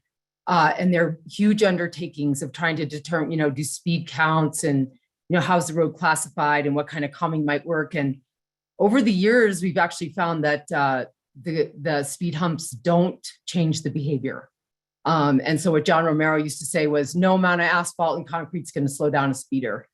And we've had cases where we've installed the speed bumps and the people call back. And so it's a challenge that is, I think, really top of mind for members of the community, the speeding in their neighborhoods and how dangerous they perceive that to be. So we don't find that to be terribly effective. I'm not quite sure how I could help with the contractual question, though. I think it sounded to me like a quantification perhaps of what that cost might be, given some kind of an assumption, but I don't know if I understood, Director Ochoa, what your question was. Mr. Chair, Councilor Cassett, I guess I was suggesting that if this were a concern, we could monitor how much we were losing by having people do community service and look for other ways to gain it in areas where community service could be provided in lieu of services that we currently contract for. Thank you so much. Yes, particularly in our Parks Division, where we are paying for quite a bit of contractual services right now because we don't have capacity to keep up with the work. That's an excellent point. Thank you. And I wanted to add one more thing, pardon me for going on, but in the reporting, I thought that we could definitely provide a list of the queue for the traffic calming request right now that the governing body could see, and we could definitely measure that after a year. I think would be an excellent way to measure besides just the CRMs, but we're also carrying requests that are, have been dealt with for some time now. Okay, I thank you. I think that'd be helpful. Again, looking at the variety of ways that we can evaluate the effectiveness of this program would be helpful. So I appreciate that, Director Wheeler. So am I hearing that we would somehow reduce our contracts for parks work if people were and shift that money over to this contractor? That's what I'm hearing right now is the potential revenue pot that we would have to tap. Yes, Chairman Councilor Cassett, that's actually conceivable because we actually do have to contract for picking up litter in the parks. That seems like a great community service activity. We have quite a bit of needs at that level of skill beyond our capacity that we are hiring help for now. Okay. Thank you. So that seems a little shaky, but I appreciate the Mr. answer. Chair, Councilor Cassett, if I may, I think the question of evaluation and cost benefit is really important as well. And this is such a critical program to us in community health and safety because of, as Chief Padilla mentioned, our capacity issues currently, the increase in calls we're getting around many things beyond just speeding and traffic calming. I think evaluation is something that Community Health and Safety Administration can pay for. And if that is the deal breaker here, I'd be happy to say that we can go forward with an evaluation contract that is a small dollar amount that, could look at this contract specifically and how to evaluate it to start with the baseline. If that makes this body more comfortable, I think it would be wonderful to be able to do that with all contracts, but this one is, crucial to the community's safety, to the ability of the police department to respond to these urgent requests. And I'll just put it on the record that, I will pursue an evaluation contract if that is the thing that makes the difference in piloting this. Yeah, and I greatly appreciate that. And that does, again, really speak to this idea of really like honing in and making sure that this is reaching the goals that we need. So I do appreciate that I do find that extremely helpful for me. Let me just go through my.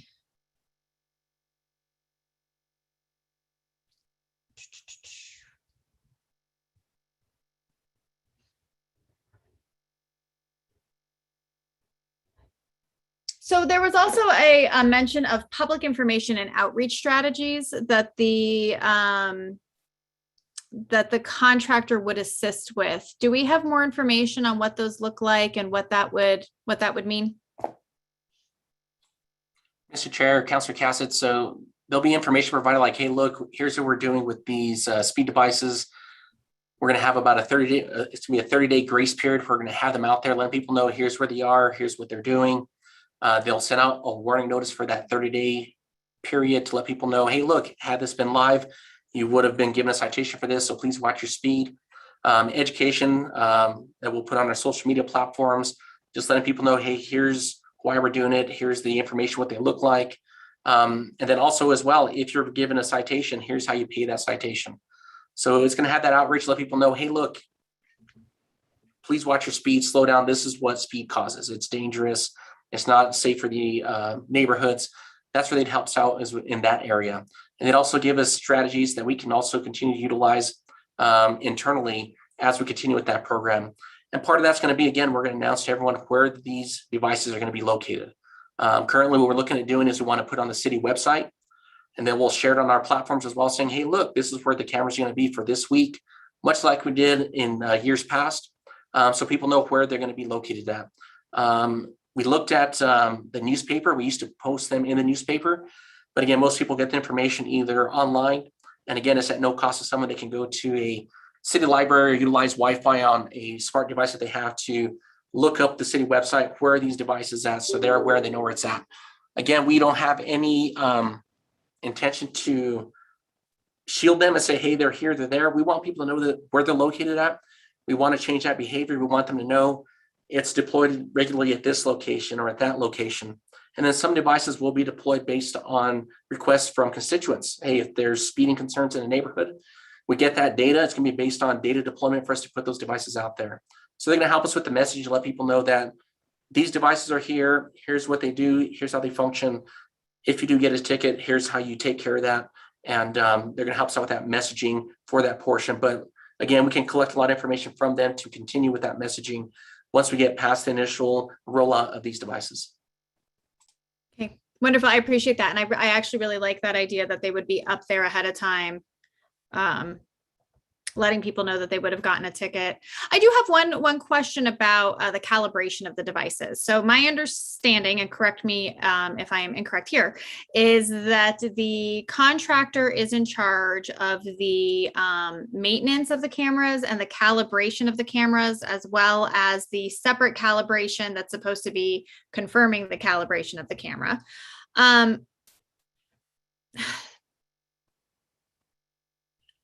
Some of the concerns that I've heard have to do with this conflict of interest, that the contractor makes money when a citation is delivered. And so that there is not an independent way for us to verify that the cameras have been set to deploy a ticket at the appropriate speed and that they are tracking speed correctly. Can you speak to that concern a little bit? Mr. Chair, Councilor Cassett, yes, I can. So when the devices are shipped to us, again, they're calibrated and they make sure that they're operational. There's automation that goes to the camera that allows us to say, here's what the business rules say. And by business rules, that says the Santa Fe Police Department wants citations to be issued for violations over 10 miles per hour. Now, if it's going to be in a school zone, it'll have the time duration. So only the time duration when the school zone is in effect, it'll revert down to that lower threshold of 5 miles per hour over the speed limit, where it'd be a violation in those school zones. Based on that business plan, that's what the program is based off of. What it does is every day it does an automated calibration that it validates that everything is functioning correctly. If after it does a system check that it's found to be not operating correctly, the machine will then shut down and it'll let us know, hey, this machine is down because it's not calibrated. It needs to be replaced. But it's going to be based on whatever direction we give to the contractor. If we say we want it to be giving violations at 10 miles per hour per our ordinance, that's what it's going to be set at. The risk that someone would have trying to, push the issue saying, hey, we'll put it for 8 miles or for 5 miles. If that's revealed, that's pretty much going to ruin the business. I think there's too much risk that exists by doing so. But that automation through calibration, it lets us know, hey, calibration was run. So when our officers go in to validate those citations, they have that validation that it's been valid, that it's been calibrated. This thing is good to go. But then visually, when they see the violation, they're going to say, yes, that vehicle looks like it is certainly speeding based on their training experience. And again, each validation has to be done by a sworn member of the police department. So a police officer, a traffic officer, to make sure that it is properly calibrated and it is obvious that they're speeding. Now, if they see an error or if they see a flaw with the system where it did not validate, we get with our contractor, they will pull that device, they'll make sure it's good to go. There's really no way for them to kind of turn it and say, hey, we're going to try to benefit in their favor. And again, with this program, you see that between us and the contractor, we're making $5 to run the program. per each violation for $50, they're getting $20. There's not a whole lot of money being made in comparison to years past. We want to be self-sufficient. Our big hope is safety. It's not to go and bring in additional revenue to fund extra projects, and we're not expecting that. We talked about a couple expenses that we may have to cover, much like the community service. We don't need to get into the business of trying to push the issue. And again, it'll just cause issues if those things happen. I could not see that happening with the contractor. It's risky. It's really not worth it. But we don't have a way to independently confirm that they've set it to 11 versus 10 or 9. We absolutely do. Whenever they calibrate to the rules that we have. And then it lets us know it did an automated validation of that calibration and lets us know, yes, it is calibrated for seeking violations that are 10 miles and over. So we do have a way to validate it. Mr. Chair, Councilor Cassett, I'd also say that on the front end in choosing this vendor, references were checked just like we choose every other vendor. Reputation of the vendor was taken into account, and that's as we do with every other contract to ensure that we're not being defrauded. All those processes were taken in this process as well. Wonderful. Thank you for that. I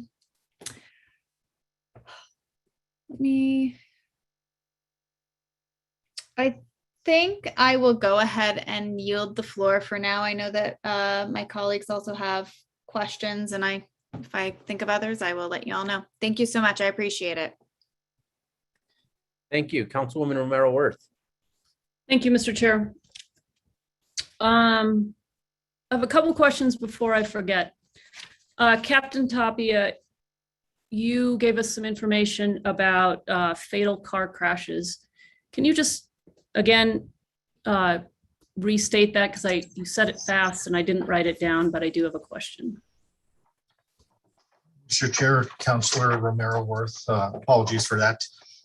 So I'll go through it. In 2009 and 2010, we had 3 fatalities. 2011 was 7.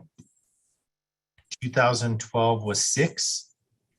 2013 was 3. 14 was 6. 15 was 7. 16 was 6. 17 was 7. 18 was 8. I don't have the 2019 numbers in front of me, but 2020 was 9. And currently this year in 2021, we have 6. Okay, so those are obviously showing there's been an uptick. And I guess I would be curious, you all have made a blanket statement that these devices will reduce fatal car crashes. And what I would like to know, and I don't think we need to extrapolate from the national data because we can look directly at these car crashes. Where were they? Where were those car crashes? Were they in intersections? What was the cause of those crashes? And I think, these are high numbers. Of course, we don't want to see fatal car crashes, but relatively speaking, there are not that many that we couldn't check to find out the cause of the fatality in each case. And I would like to know, was it speeding? Was it drunk driving? Was it texting? Was it an intersection crash? I think that would be very important for us to understand, to make sure that what you're saying, that if we allow for these cameras, we're going to have fewer fatal car crashes, because I'm not sure that's true. So I would appreciate more information about each of those car crashes. And, if it's not possible to go back, maybe the most recent years would be helpful. You also said that there are some places where these devices can't be deployed, and I don't understand that. Mr. Chair, Councilor Romero Worth, we cannot place these on any state roadway. So it would be on our city streets that are not considered state roadways. Okay, and so you represented that it would free up your traffic officers to be able to be in places where you couldn't use these devices. So your traffic officers can make stops on state roadways? Mr. Chair, Councilor Romero Worth, yes, any roadway within the boundaries of the city of Santa Fe, they can make stops. And the reason why I said that is that our data shows that the majority of our collisions do occur on Cerrillos Road and on St. Francis Drive. And those two are considered state roadways to where they can focus their efforts. Okay, so our police officers can make stops there, but because those are state roads, we can't deploy these devices there. That is correct. Okay, that's very helpful. Thank you. I too, like Councilwoman Cassett, appreciate Director Ochoa saying that we can evaluate this, I'll call it a program, because I think we do need to know whether it's working and having the results we would like. And I am curious, how will we know it's working? What are the questions that we will compare the data against? What kind of data will we be collecting? And I guess I kind of wish that, some of that data had been provided now besides fatal car crashes. Why? Tell me, what are we going to be measuring this against? What does the situation look like now? This is what we're going to be looking for as we deploy these devices to see what change we see. And Chief, I see your hand up. Yes, Mr. Chair, Councilor Romero, thank you very much. And these are all great points, great questions, and we compare it against the constituent complaints that come in through constituent services and also the citizen complaints that come into the police department. That's one thing that we can see, the comparison of those complaints. Are they still coming in on the roadways that are in the city that are not state roadways? And are we seeing the decrease of those citizen complaints coming in from those citizens? Are we seeing the number of citations in those areas go down? With our own internal traffic or speed monitoring devices, when we deploy them on these smaller streets, little roadways, are we seeing that data decrease as well? I think that's the internal data that we need to compare it to all the way around. I know the hot topic of fatal crashes was going to come up, and I warned staff to try to stay away from that data because I know some people were going to get sidetracked with it and just focus on those without doing that deep dive into those fatal crashes. Where the way this program was brought up initially several years ago, that's what the previous administrators focused on, was fatal car crashes. And as you mentioned earlier, there's many contributing factors that go into a fatal car crash. Was DWI involved? Were they texting and driving? Was it at an intersection, as you mentioned earlier, Councilor Romero Worth? So for us to get hung up on a fatal car crash, that is incorrect. And I don't think we need to go there, but our staff went there with that topic. So they're going to have to do a deep dive into that data and show that evaluation of, okay, each car crash that they mentioned, or Captain Tapia mentioned a bit ago, was speed one of those contributing factors, and hopefully have all of those answers before Wednesday. And then if this continues on into the governing body meeting the following week.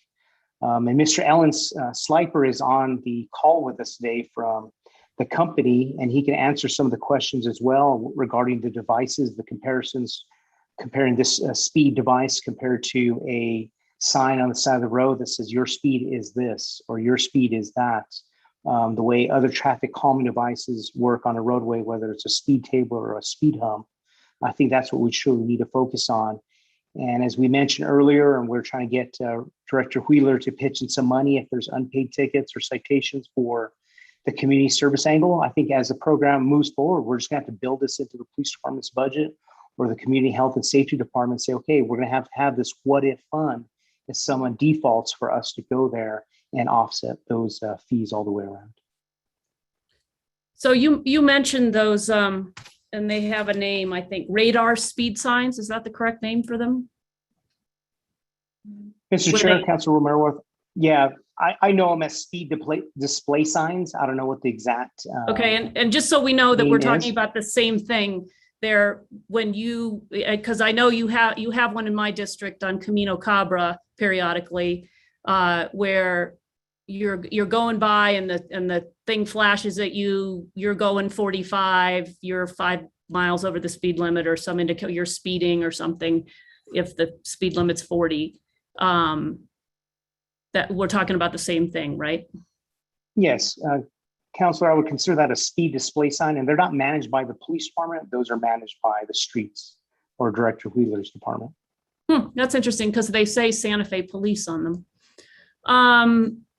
You might be talking about a mobile device, which is managed by Captain Tapia's team, a speed display trailer, which are the police department signs, but I'm talking one that's mounted like onto an actual post or sign. That's what I'm talking about, or like a sign that you'd see in a school zone, right? That's mounted to a pole with the orange or amber lights. But if you're talking one that says Santa Fe Police Department, those are the transportable devices that we have that we can deploy, that Captain Tapia's team does. Okay, so I'm good we talked about this. So the trailers, do those collect data?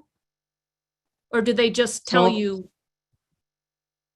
So our older trailers were just speed display trailers, did not collect any data. Our new trailers that we just recently purchased do collect data, but they do not issue a citation. So similar to a Black Cat device or a Jamar device, which is that small little Pelican black box device that we've deployed historically on other smaller streets, these speed trailers that Captain Tapia's crew manages has that same type of technology built in to display and record that data and say, okay, there was a complaint that came in on this street. We deployed it. We deployed it out for 7 days. And the constituent was stating that speeding occurred every morning between 6 a.m. and 8 a.m. and then the evenings between 5 p.m. and 7 p.m. And the people are speeding by at 80 miles an hour where the speed limit is only 35. We deploy that speed trailer that Captain Tapia's crew manages. And then after 7 days, we can review that data and say, yes, there really is a problem, or it's just occurring in the evenings and not in the mornings. And then he can direct his staff and additional patrol officers to help tackle that problem. And I think that data would be helpful because I think we should know, we get lots of complaints, but it's a subjective thing, right? And maybe people just think people are driving too fast. I mean, I do think we have a problem in the city, but I'm not sure that every complaint is an actual speeder, right? So it would be helpful to know with data on which streets you have confirmed that we have people driving too fast. And that way, again, I'm just looking to see whether this solution is the right one for the problem. And I'm looking for you to build that case. And right now, I gotta say, I have lots of concerns about whether you've made the case that we should allow for this, given what I'll get into in a bit, some of the things that are really concerning about using this technology. And I have said since the beginning, and for some reason, I have to say I'm disappointed because I keep asking for a pilot project. Bring us something where you can demonstrate how this works, where we can build trust, where we can see that it actually has an effect before we jump in with both feet. And I wish that's what you had brought us. And I know, I did hear the word pilot somewhere around, but so your contract, and if I go to, let's see, page, it's in the early part of the contract, and let's talk about the number of cameras. You had said that, you're thinking 6, but the contract is actually open-ended. And it says, let's see, one more page up here. Provide as many camera speed devices and/or vehicles as needed capable of monitoring speed violations. Who gets to decide that? That's the contractor will provide. So we're basically, if we approve this contract, we aren't going to decide. And I, again, have said from the beginning, I would like to see a smaller number deployed in places where we know we've had issues, and then let's see what happens. And let's also build some trust with these devices. That's, I keep asking, and you guys are bringing back basically the same thing, hoping for a different result. I don't like the open-endedness of this. Even if you're saying 6, there's nothing in this contract to suggest that if you decide you want 10 or 20, you can have that under this contract. So that concerns me. I'm also concerned about the length of the contract, and I don't know, we don't have anybody from the city attorney's office. I don't know if Director McCoy can answer this question. And I forget, you'd think you'd remember this stuff. And but this contract is for 4 years with 1-year renewal periods. Do I have that correct? Anybody? Mr. Chair, Councilor Romero Worth, yes. So the initial year has to be completed. And then it does have a termination clause in there as well. So after we complete that first year, if we're not satisfied with the service, or if we want to cease the contract, there's provisions in there for us to give notice and the citations stop being issued. And we just finish up with the citations that are currently in process. And we close up that program with no issue. And just for that first year, it's going to take about 4 months for them to get things put together. So that first year, we're going to see after that 30-day grace period, we're going to see about 7 months worth of service on that first year to see if it's something that we want to go forward with or not. Right. And so, but that decision doesn't come back to the governing body. But I kind of remember that in some contracts, we do get, if they're going to extend it, or we're going to, we may have a 4-year contract period, but every year it comes back to the governing body to continue. And that I think I've seen that before in my time on the council. And so is this going to happen with this one, or we have to take some sort of affirmative action in order to stop this if we don't want to see it after a year or 2 years? And I guess I really do need legal to weigh in on this. And so that's an outstanding question for me. All right. I want to go to the RFP. When was the RFP for this contract issued? When did we go out and say to the world, hey, we want to start this program again, who can help us? Anybody have an answer to that question? Yes, Councilor. Mr. Chair, Councilor Worth, it went out in 2018. Okay. And how many companies responded? Based on the documents I have, there were 2 companies that responded. And was that RFP ever shared with us? I have never seen it. I can't speak to that. I think legal may have to address that. Mr. Chair, Councilor Romero Worth, I mean, I don't think specifically we can get it to you, but all RFPs are public and, they're. I think they're not public until we approve the contract, but we are entitled to see, the in executive session or privately before. I don't think you can release the RFP and who applied until after we approve the contract to the public, but I think we get to be able to see, and I've never seen that. Who applied?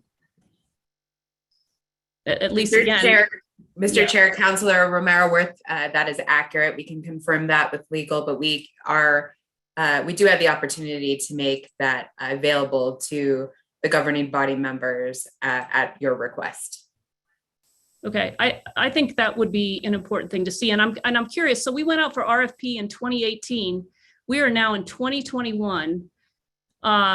Curious, and I know you've brought this a couple times, and we've raised issues with it and pushed it back. How do we know that the world? I mean, technology changes quite rapidly. How do we know that this company is the company we should be going with in 2021? Given that the RFP was in 2018.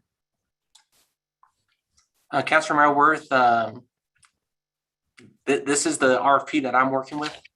And again, anytime there's been requests, we've got the information, we brought it back forward. And again, we're happy to provide whatever information you want to. We can go whatever direction you guys want to do to say, hey, do we want to put it back out for RFP? Whatever direction you want to go. Well, I'm curious, it's another legal question, right? How long is, after we do an RFP, how long do we have? I guess this company has just kept saying, yeah, we're still interested. We'll still play with you, even though, you guys can't get us an approved contract because we keep pushing it back.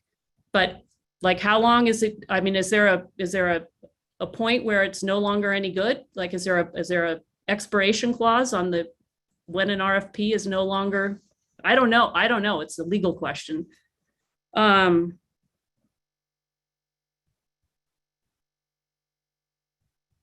So I guess I'd be curious about that, and whether, how do we know that this is still the right company, the right technology, given that technology changes so much and it seems old at this point. I want to go back to calibrating the machine. So that was a little bit confusing. So Deputy Chief Valdez, I think you were saying that it can be calibrated daily or automatically, and I've got some research that say, there's a real issue with, there are cities that calibrate once a year. There are other cities that calibrate every week. What is this technology allowing us to calibrate? How often? Mr. Chair, Councilmember Worth, the vendor informed me that the device is calibrated through automation daily. And if it doesn't pass the calibration, then it shut down the device and does not allow it to be operational. And it sends a message saying there's an error. So it prevents any type of issues with calibration.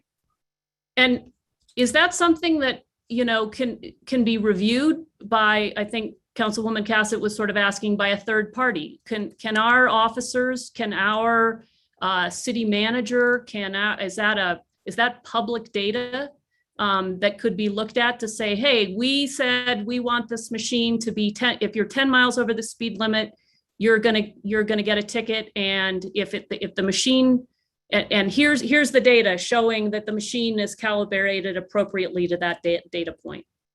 Is that something that we can see, or only the vendor gets to look at it? Councilmember Worth, I could check with the vendor to see if there is a report that's generated. I would anticipate that it would with technology, but I can confirm that for you and let you know. I mean, I think that would be helpful, again, in building the trust that's required, that we know that somebody else is looking besides the vendor, that the machine is calibrated. And again, this is because I don't think that you could, again, the technology is changing, right? And we have the ability now to calibrate daily, automatically, as you say. That's pretty extraordinary, but I do think that somebody else needs to be looking at that data. So that's another concern I have.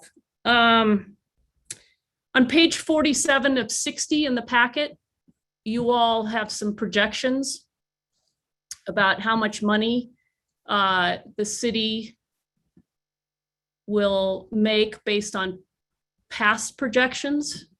Let me see, I'm just getting there, waiting for PrimeGov to catch up with my cursor. It suggests that based on, I believe, and I don't have it, here it is. Based on 2013 data, which you're extrapolating to 6 devices, the cities can expect to make about $68,000, again, based on 2013 data. Am I reading that chart correctly? Page 47 of 60 in the packet?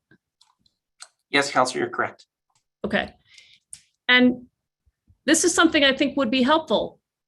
So this also, I believe, goes to Councilor Cassett's point about how are we going to pay for some of this stuff? How do you see this $68,000? Again, one of the things that you're touting is the fact that this program is going to pay for itself, right? So what are all the expenses that we see having to pay for on our side that are going to be covered by this $68,000? Some projection of what you anticipate happening would be helpful, right?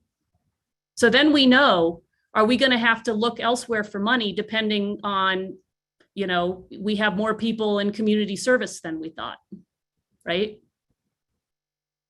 So I I'd like to see more there. It also raises another question. I have data that suggests, and we haven't, and again, this is why a pilot would be helpful. We don't really, you haven't told us where you're going to deploy these cameras. I mean, we know some problem areas where you've been deploying the trailer, so I assume those will be great places. I have data from where is this from? Berkeley Journal of Criminal Law that suggests that these kinds of devices are often deployed in ways that disproportionately affect low-income communities and communities of color.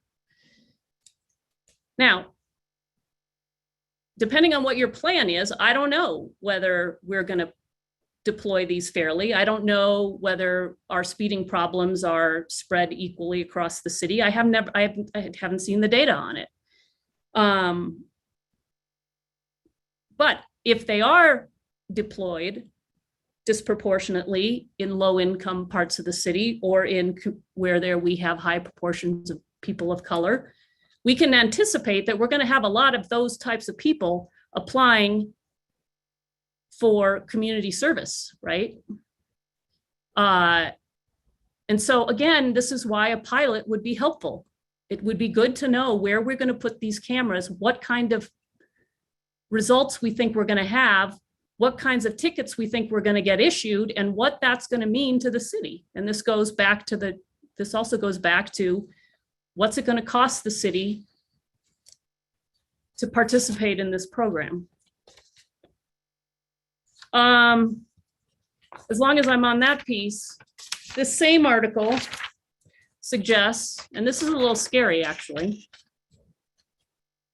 So this technology uses something called automatic traffic enforcement. They call it ATE. And you know, it's the thing that takes the picture of the camera, right? Or it takes a picture of the license so that you know who did the thing. But I guess, let's see. Well, actually, the technology itself, the speed cameras rely on automatic license plate reader, an ALPR technology, to identify the car's license plate and cross-reference them with DMV records in order to ticket the drivers. So this ALPR companies, so that's some company that our vendor contracts with, captures millions of licenses that pass them by, as many as 1,800 licenses per minute. That must be in a pretty big city, with potentially grave implications for nationwide government surveillance.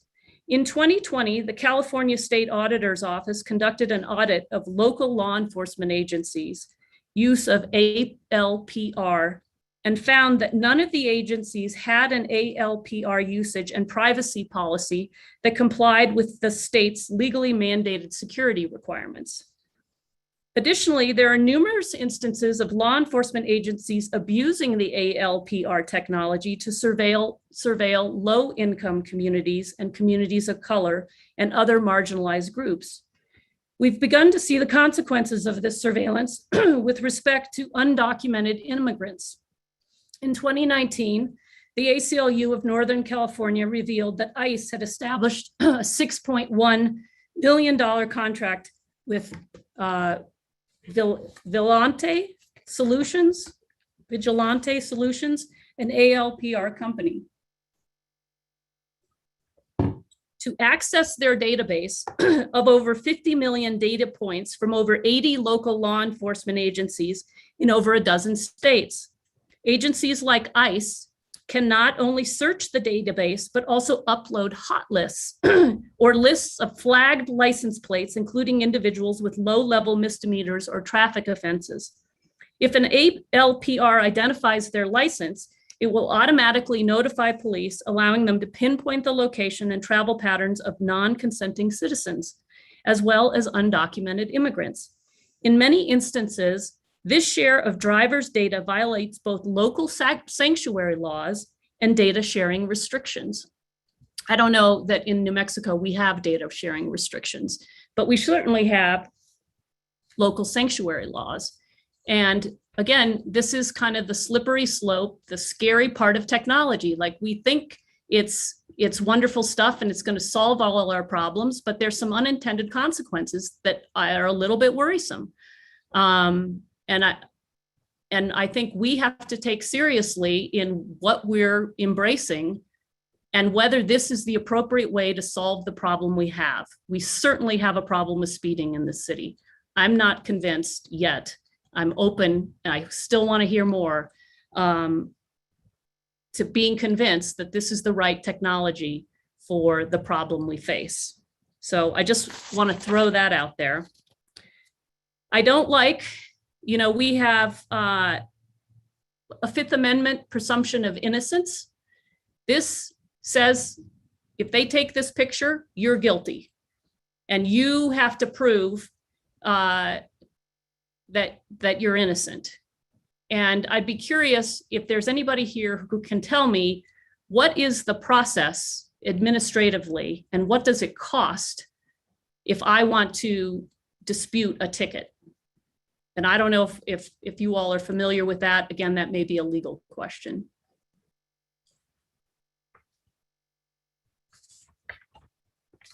Guessing it's a legal question. Mr. Chair, Councilor Romero Worth, I can't answer that question, but I just want to add that there is that layer of staff reviewing the footage. So it's correlated with staff observation of the video as well as the video itself. And so, and anybody has the right to dispute a ticket under normal circumstances, and I would imagine, and the staff can correct me if I'm wrong, under these circumstances as well. Yeah, and I think there is laid out in the law actually a process. I'm just, what is that? If you, I have to imagine that it's costly and it's time consuming. And so, those who can afford to pay may just pay. But what are we doing to those who maybe can't? And what's the burden we're placing there? And do we understand it? And are we okay with it? And I guess I'd like more information about that. And again, if you own the car, but you weren't driving the car, and so I am curious because there's twice now, Director Ochoa, you mentioned it, and one of the officers mentioned it, that there's video footage. So it's not just a picture of the license plate and that license was going X speed. There's like some video that you can watch to see what happened. Can somebody talk a little bit more about that? Councilmember Worth, Mr. Chair, we're not putting these devices on private property. We're not putting them where there's an expectation of privacy. And again, with the plates, that is government property that's on a vehicle that people pay to register. So looking at it from the privacy area, again, they're in a public area on a public street. It'd be anywhere where you can utilize a cell phone and video anyone doing something out there. If you want to take a picture, if you see a car speeding down the street and you want to take a video of it, send it to the police department saying, hey, this person's speeding, that's in a public area. So for the privacy issues concerning those ones, that's how that would be addressed. And again, that information that we have, that's what we use to go through the process. There is provision in there. So let's say I'm borrowing your car, I'm speeding, and you elect to say, well, it wasn't me driving the car, it was Ben driving the car. You can then provide that information to the vendor through the process, let them know, here's the person that was driving my car and it wasn't me. And then I'm going to be liable for that citation. I think there's a bit more detailed process to that, so I'll get that information for you. With a lot of the questions that you provided today, what I'll do is I'll make a list and I'll get the answers as best I can to get that to you, so I can hopefully get some additional information where I can to help out with getting that information so you guys can make the best decision. Yeah, and I appreciate that. And so we also will have, I guess it's a question. Who will be looking over these violations to see whether they're real violations? It was suggested to me earlier this afternoon when I asked some questions that it would be your traffic unit. How many officers are in the traffic unit, and are all the officers in the traffic unit going to be looking at this data to see if, to verify that there actually was a violation before the ticket's issued? Mr. Chair, Councilmember Worth, every violation has to be validated by a sworn officer. So this program is going to be housed out of our traffic unit.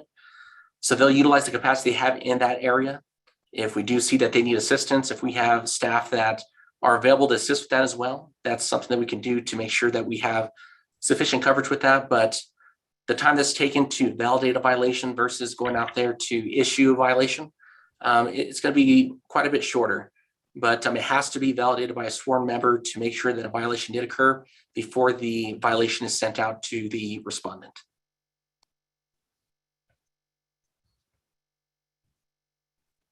Yeah, and I'm not sure. Miss, Yeah, go ahead.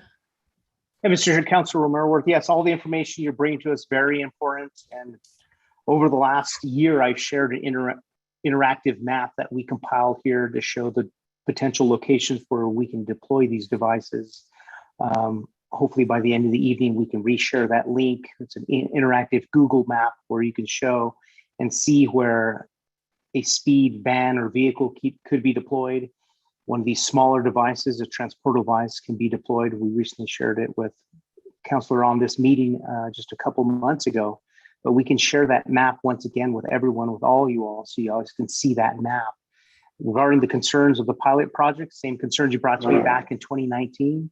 If we want to call it tomato, potato, tomato, tomato, let's call it a pilot project. And the direction of the governing body as this thing moves forward, we say, okay, after 1 year, this contract will come in front of the governing body. And if we want to show and we want to renew it based upon the criteria that we put on it, that you all put on it, then we go from there.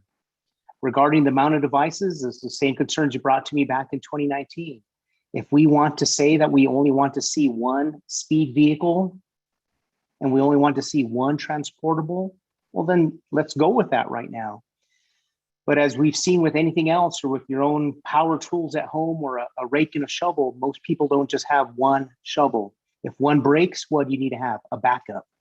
Similar to the program we have now with our mobile video trailers, or MVTs, those portable surveillance trailers. We have several of those trailers, but you can always anticipate that one is down for maintenance at the maintenance shop, get an oil change. One of them has technical difficulties with the software. One of them is vandalized and it's out of the rotation, and we can't deploy it at this park or at this location. So at the bare minimum, it's just me pitching it, and I gave this what ifs to some of the staff earlier today, because we knew this topic was going to come up. Let's go with one speed vehicle, and this is just me throwing numbers out there, and two transportable devices. Or let's go with two speed vehicles and two transportable devices. So at least we know that there's going to be a backup to that backup. And yes, to answer your question about the license plate readers, we are not going to go that route and share it with other companies and do behind the scenes tracking of people or running people for warrants. It is specifically for the issuance of these citations. But how do we know, on that point, Chief, how do we know that that data won't be sold by the company to people who are interested in tracking it? Not that you would, but that somebody outside, like ICE, could contract with the company that provides the technology, that holds that data. That's not our vendor. That's not who we're contracting with. It's somebody our vendor contracts with for the technology they use to do the work here. I don't know that we have any safeguards against that. And that's a problem. And to your point about okay, fine, that's what I've been asking for 3 years now. I feel like every time you come, I say, bring a pilot project, say, whatever that, give me a hard number, 4. Okay. So you have basically, you always can have 2, right? So you have, and if 2 are broken, you still have 2 more. I get that. And tell me where you're going to deploy it. Tell me what the problem is. Tell me how you're going to evaluate it. And then let's look at it so that we can see whether this technology is the end all and be all that you all think it is. Maybe it is. I'm not convinced yet. I'm willing to learn. I'm open to more information. But I don't think you have made the case. I don't think you have brought us the information we need to approve this. Thank you. And DC Valdez, can you share that link, that interactive Google map with the counselors at this point, with all of them? Also CC the city manager and the mayor, so we all have the freshest map. Yes, sir, I'll pull it up. So what happens if you can't pay in full right away? Does anybody have the answer to that question? Again, I think these are legal questions, and I'm concerned about spiraling people into debt. And I don't know. Councilor Romero, I think you have many great questions, and I think just out of respect of everyone's time, if you could email them to myself and Kira Ochoa and DC Valdez, we can work on those questions and ask the company and say, okay, are you going to sell the information to this federal agency? You're concerned that you just brought up now, if someone can't pay the fine right away, how are we going to build out this fund to offset if people can't pay or pay the citation for community service, or if everyone's opting to go for community service? And we can work on those questions as we lead into Wednesday's. All right, that's all I have for now. Thank you, Mr. Chair. Okay, thank you. Councilwoman Villarreal. Thank you, Mr. Chair, and thank you to my colleagues for covering a lot of ground. I had the same questions, so I'm not going to have to go back and reiterate some of my concerns. I think you all know since the beginning of this proposed program, I've never supported it for various reasons. And I think in the past, what really kind of set the tone for me was when we were first considering this a number of years ago, the data that they provided us was around accidents and where they occur and what were the particular issues that caused the accident. And they were at intersections, what the data told us. And the majority of those issues were based on running red lights. And interestingly, that data never came back to us. And I'm not sure why, other than the fact that it was showing to us that running red lights was the main issue. And then when we looked at the streets that were most impacted or that had the largest number of incidents or fatalities and speeding issues were on the roads that we didn't have jurisdiction on. So it was Cerrillos and St. Francis. And also I-25, that was also added into the data. So based on that, I'm pretty sure that that's still the case and that running red lights has actually increased due to the pandemic. I'm not disputing that speeding issues are not a concern and they're not an issue, but when we looked at the data, it told a different story. So that's why I guess back to reiterating the data to prove a case, we don't have data to analyze other than the numbers that we appreciate we just got, but the numbers didn't tell me anything other than we had unfortunate fatalities during these years. They went down, they went back up. So I'm just wanting to understand more about that data. And if we don't have data, we can't prove to the community either that this is why we're doing it. So the other thing I'm confused about when we look at costs, and I've always had problem with the structure of the revenue sharing, but I was still confused about the implementation expenses. And I think Councilwoman Romero Worth brought this up, but I don't have a clear idea of what those implementation expenses are and if we even need an FIR for this. Because I see how we'll be splitting the revenue, but I don't see what are the implementation needs at the forefront. So do you have any idea what that is? What are some of the things that we are expecting to be able to pay for this program at the onset?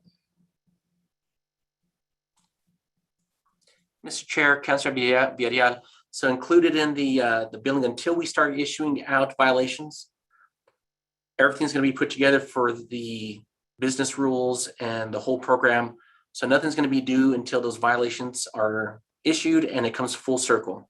Looking at it, probably the only expenses we will have are for the hearing officers and the community service aspect of it. Those are two that really stand out to me on what expenses would be due, but those would be after the start of the program. But to launch it initially, we would just need to have the agreements in place, do the legwork that needs to be done. And then once the violations start coming in, then we would be due to have to start making payments on those.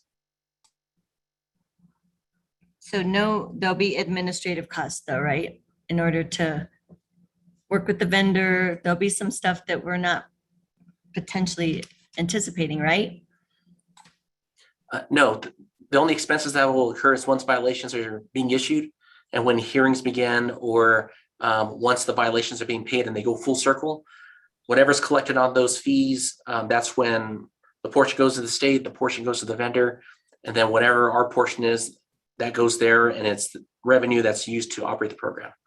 But the only other expense would be for the hearing officer that would hear any of these cases that are requested, or if we have to do community service and pay for that service. Okay. The mailing costs of the citations, that goes on to the vendor? Councilor Villarreal, so the first notice goes out, that's covered under the expense by the vendor as part of the service they provide to us.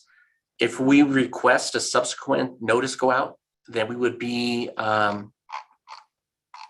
responsible for that cost of that second notice. If we choose not to do that second notice, then we wouldn't incur a cost for that second notice. Okay. Well, I think we're kind of at an intersection here of trying to decide how to move forward. I have the data concerns, but I think what was brought up by my colleagues about calibration, the consistency of calibration. I also was concerned about the contract length change. I thought it was helpful to have something shorter so we could pilot it, if you want to say that, pilot it, so we could see how it goes. The structure of revenue still bothers me, with the state taking that piece and the 40% going to the vendor. And then these potential privacy issues, that was actually something I was going to bring up the last time about ALPRs, but we ended up not hearing this item until now. So yeah, there's just a lot that gives me pause. So I'm not sure how my colleagues want to move forward with, I don't know. We haven't heard from the chair, and my colleague has her hand up. So I'll yield the floor for now and see how we want to move forward.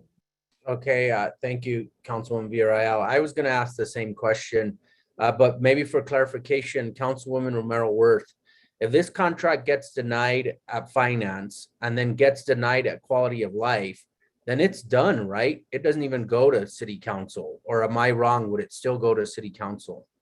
It has, Mr. Chair, it has to pass one standing committee in order to go to the governing body.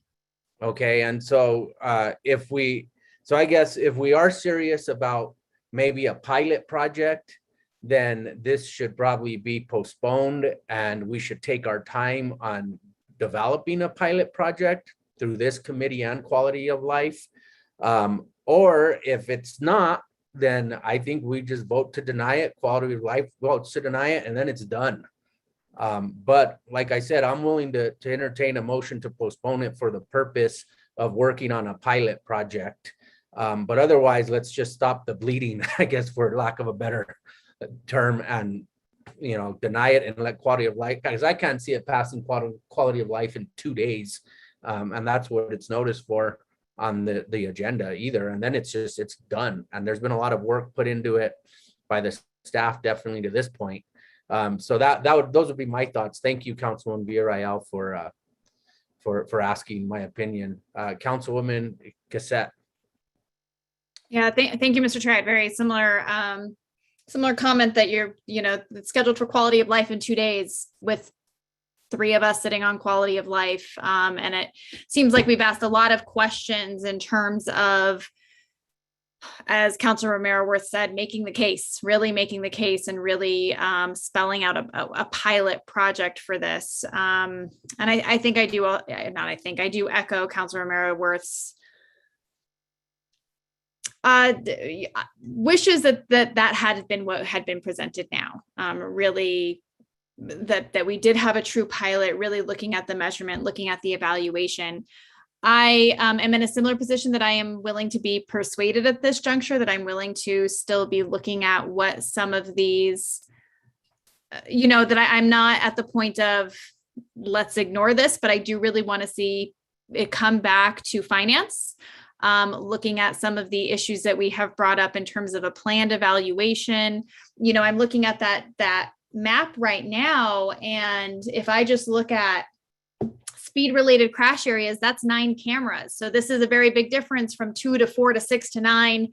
A lot of lack of clarity in how many cameras you feel would be necessary for a pilot, where we really feel these would be based on data, not just the CRMs. I've had multiple instances where I have constituents asking for traffic calming, and I will speak with PD and you guys will say, hey, it just looks like they're speeding a lot in this area. But when we actually look at the data, it doesn't match up, which I think is similar of what we need to do here. Is really, we have the tools to catch that data. We have the tools to understand where speeding is really an issue. And so I would really like to see this come back in a proposal for a pilot that is well thought out. Some of these issues that we are asking about revenue, if that's the case, that the community service would be going to parks and that we'd be able to pull revenue from those contracts, great. I'm happy that a revenue source has been identified, and I would love to see that. So that would be my proposal, is to table this until a date certain, and I will look to Director Ochoa, Chief Padilla, and your team for when you feel that could be prepared for us, and we can revisit it again then. So that would be my suggestion, and I'll see what my colleagues also agree. And I see Dr. So is that a motion? Yes, I would postpone to a date certain, but I do not have what exactly that date is, as I would be looking to staff to provide information on when they think that could come. So almost a motion. Mr. Chair, if I could just add, I'm fine with that, but I think I don't think this should be heard by quality of life. I think it needs to be tabled. Whatever stops it here, because it needs work, and you got the same. You're going to have the same issues at quality of life. There's just no need to go through that. Okay, so we have a motion. I'll second the motion. Director Ochoa.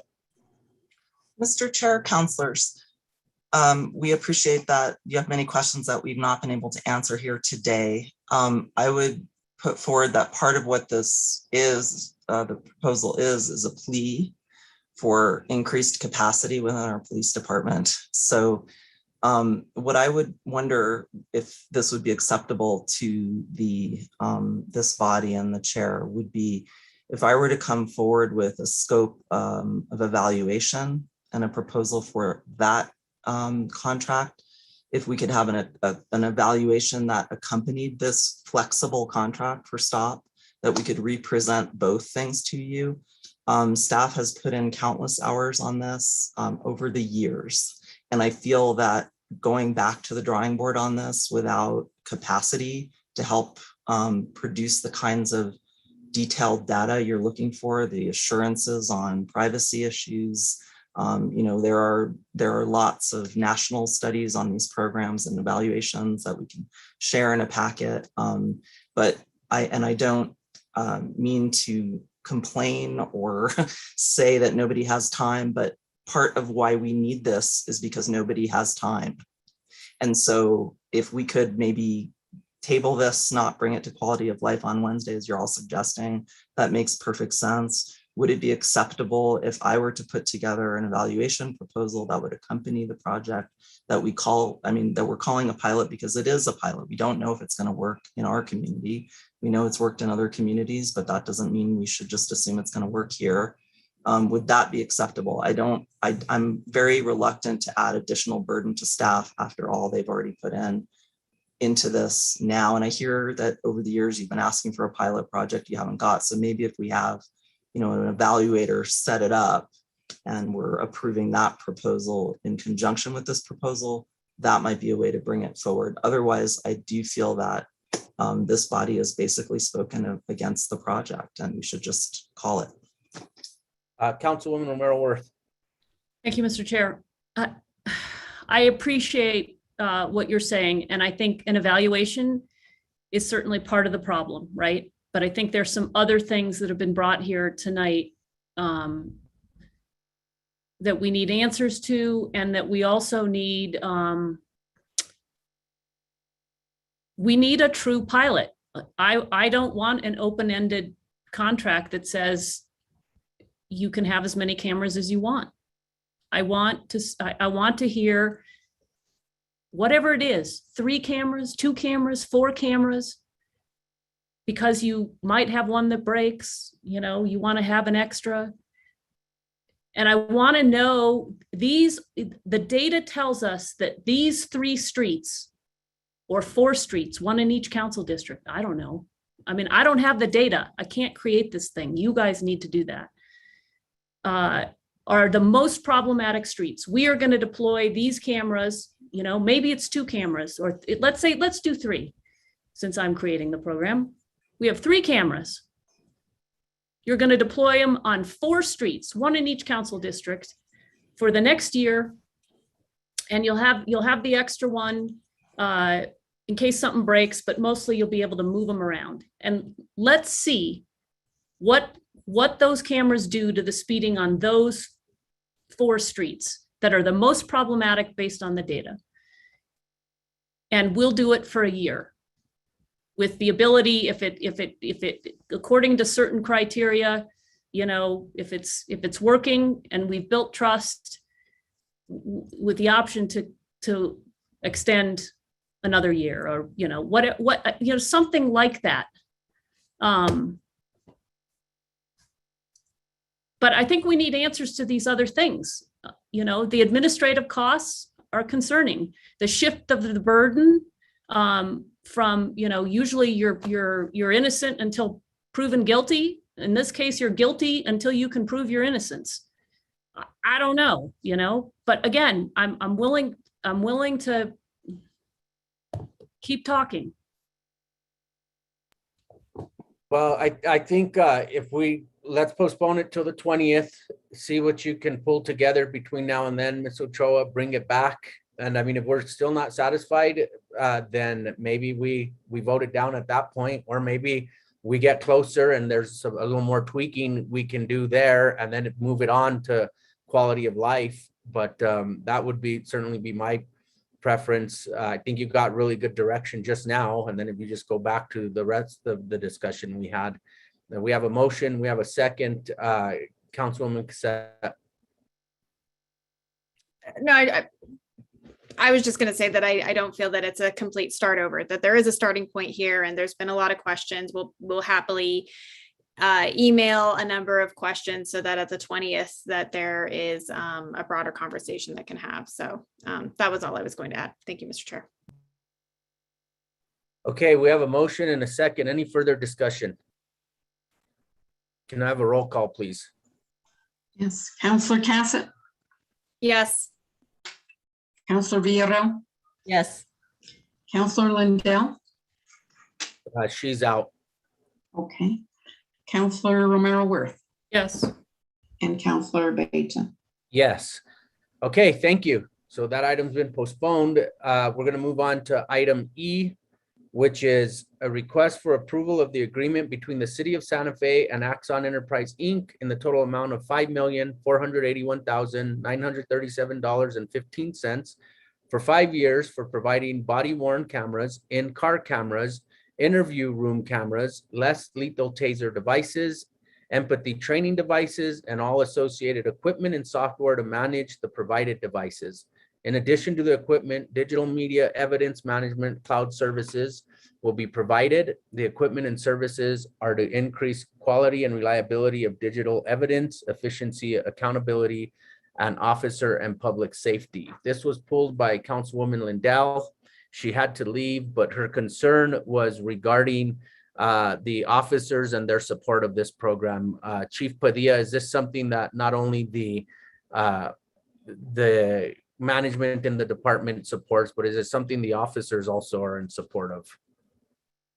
Yes, Mr. Chair, 100% the officers are in favor of this new technology. We've had many officers testing, evaluating these devices. They've seen their fellow law enforcement partners working in local New Mexico departments using these devices for several months and years. And recent incidents, even officer-involved shootings that we've recently had, the side-by-side comparison, this new technology blows it out of the water. So yes, they are in full support of it, to include the POA president. Thank you, Chief. Other questions from the committee? Councilwoman Villarreal. Thank you, Mr. Chair. Let's see, hold on, make it. So because these issues nationally have been a concern, I just want to verify that this is not the case for this particular technology. Is there facial recognition technology included in this agreement? Mr. Chair, Councilor Villarreal, it does use artificial intelligence, much like an iPhone. So if you're looking for things that you're trying to protect, for example, if you have my picture in the frame and I'm a victim that needs to be blurred out because of the crime that was committed, it'll track my face until it falls off the frame. And then once it comes back on, use that device to go and put it back on. So it protects those that are victims of either like a child victim who was abused, or if you have a sexual assault victim, so we can protect them per IPRA. So it does have that type of smart technology that's included with it. Well, I think that's different than facial recognition technology. That's correct. It won't scan my face and say that's Mr. Valdez. You know, what it's for is that it has an object that you tie it to. It'll stay there, and that's for use in its redaction process. When we have to do like a public release of a video for a victim of a serious crime where they would be protected under IPRA. Okay, I think that we need to distinguish what's redacted, the redaction process versus like the actual facial recognition technology. So I'll just put a pause there on that. And then is there license plate recognition technology in the package? Mr. Chair, Councilor Villarreal, that is an option, but we are lucky not to do it. We know the stance of the city, so we are not going to have that feature turned on. Okay, thank you. And then where is the funding coming from to support? Can you remind us? I did see the bar, but can you remind us where the funding's coming from to support this pretty big contract? So can you break that down for us? Mr. Chair, Councilor Villarreal, I'm going to have to defer for the detailed information to Director McCoy.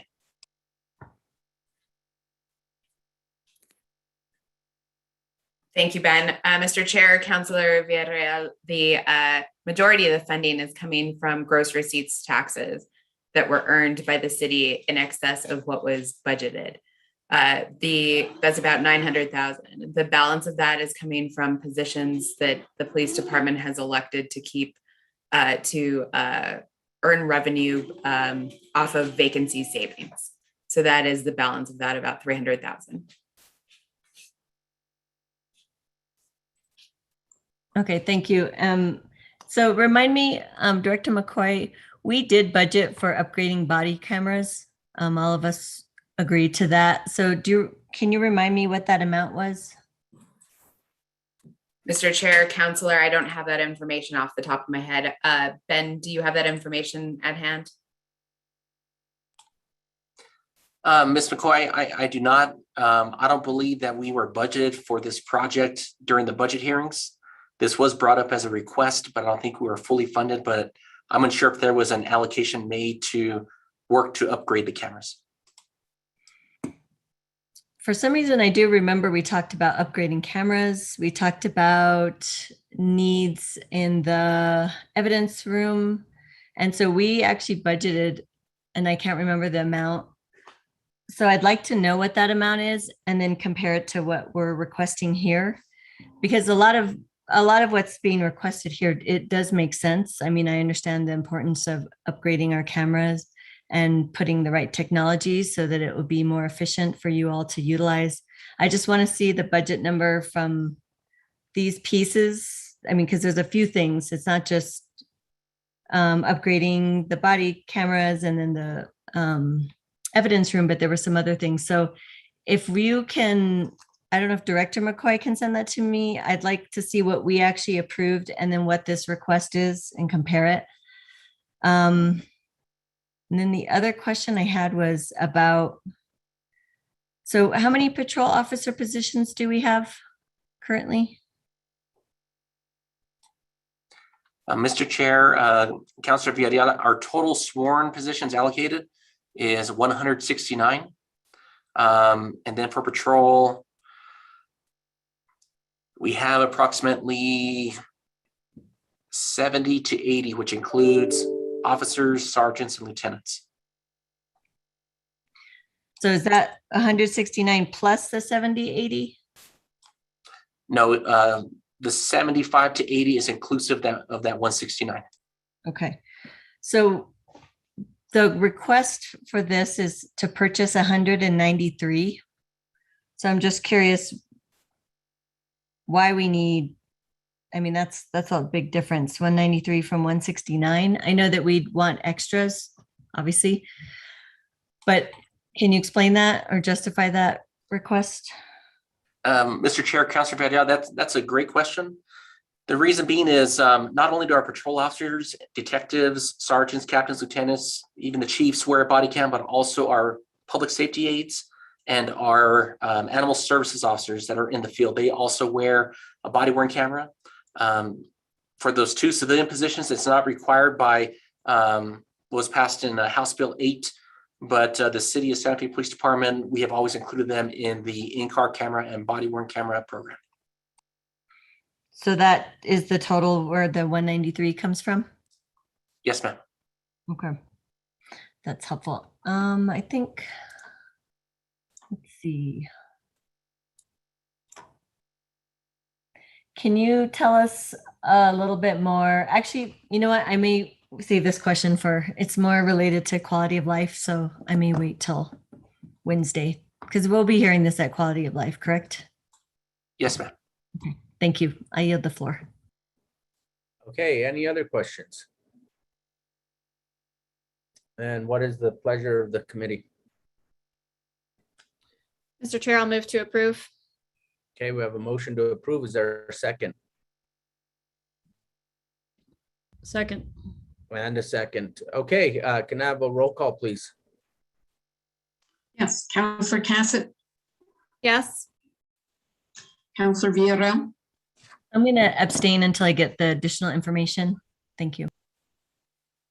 okay. Counselor Lindell, she's still absent. Yes, thank you. She's Okay. excused for the rest of the meeting. Okay, thank you. Counselor Romero Worth, Yes. Counselor Beta. Yes.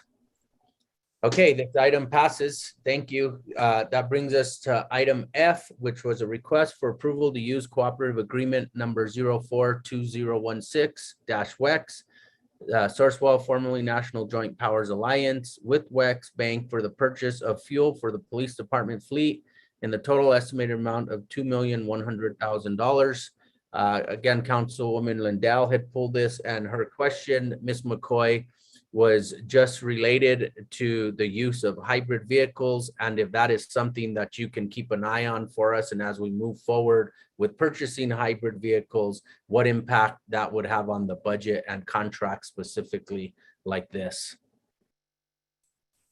Mr. Chair, we can do that. I think the move across the city is to move more towards hybrids and electric vehicles to be able to realize the environmental benefits as well as the budget benefits for this. So we can go ahead and start that process of tracking that information. Okay, thank you, Councilwoman Villarreal. Thank you, Mr. Chair. Follow up to that question. So if we are utilizing fleet that's more efficient, so this estimated million, it could be potentially less. Is that just the cap that we're looking at in terms of fuel costs? Mr. Chair, Councilor Villarreal, so currently that's what we have for the contract that's allowed for the expense for the 4-year term of that contract. Right now, we're implementing hybrid vehicles. As we replace the vehicles, we're transitioning those vehicles to hybrid electric. We're seeing a lot of great gains with that already with some of our patrol vehicles where I know last time we talked, I told you 9 to 10 miles per gallon. They're actually getting double that with these new vehicles. So that's a huge improvement. But one thing we have seen with the trend is there has been an increase in fuel cost. So fortunately, we were able to get some hybrids in there, but with those fuel costs, we still have a number of naturally aspirated vehicles that are still using quite a bit of fuel. So as we replace them, we're hoping that that number can come down and we can realize the fuel savings costs in there once we were able to transition the vast majority of our fleet to hybrid. Thank you for that. I guess I'm just curious then, is that like the most we would be, I mean, if we have this contract, if we end up utilizing less fuel, I mean, the costs are going up, but they're actually still at a fairly low level right now. So what does that look like? Does that mean we can adjust the contract each year as needed, or how does that work? Mr. Chair, Councilor Villarreal, that's the maximum that would be allowed for that contract. So we could not exceed that. If we do get close to that for some reason, we'd have to come back to request, a change of the contract and to get approval for that. Now, if we don't utilize what's totally allocated in that contract due to fuel savings through hybrid vehicles, then we just utilize what we need to, even if it doesn't meet that maximum, and we go from there. Okay, so if it's lower than anticipated, we're not necessarily paying this contracted amount. We can adjust it accordingly per year. That's correct. And again, this is based on our estimates that we have. So that would be the ceiling of what we would have allowed in this contract. If we don't utilize that maximum amount based on our averages, then we don't need to maximize to that level. Got it. Thank you. No further questions. Any other questions? Then I will move for approval. Is there a second? Second. Okay, can I have a roll call, please? Yes, Councillor Cassett, Yes. Councillor Villarreal, Yes. Councillor Romero Worth, Yes. Councillor Beta. Yes. Thank you. Okay, so that item passes. That brings us to the last item, which is item L1, request for approval of bar amendment to allocate $4 million for use of general fund GRT revenues earned in the prior year FY21 above budgeted revenue to fund the Southside Teen Center project. And Ms. McCoy, I know the contract still has to make its way through committee, but I pulled this so that the bar for accounting purposes can continue to move forward and all the monies be pulled together, because I know they're coming from different sources. And so I don't have any specific questions for you. Any questions from the members of the committee? Did you want to tell us, staff want to tell us about, sorry, Mr. Chair, I'm getting tired. Did staff want to tell us a little bit about the increase and why it's that particular amount? We know that construction costs are going up, so I'm assuming that's the main reason. Is there anything else we should know about? Good question, staff. Mr. Chair, Councilor Villarreal, you're absolutely right. Due to the current construction market, both material costs and labor costs have gone up, and that is the driving factor between this project coming in over what was originally estimated. Thank you. That's all I have. Councilwoman Romero Worth. Thank you, Mr. Chair. Just a quick question. So the contract, when will it be, will we hear the contract at our next Finance Committee meeting? When is it? Councilor Cassette and I were debating the date. I believe it's September 20th. Is that? That's correct. Okay.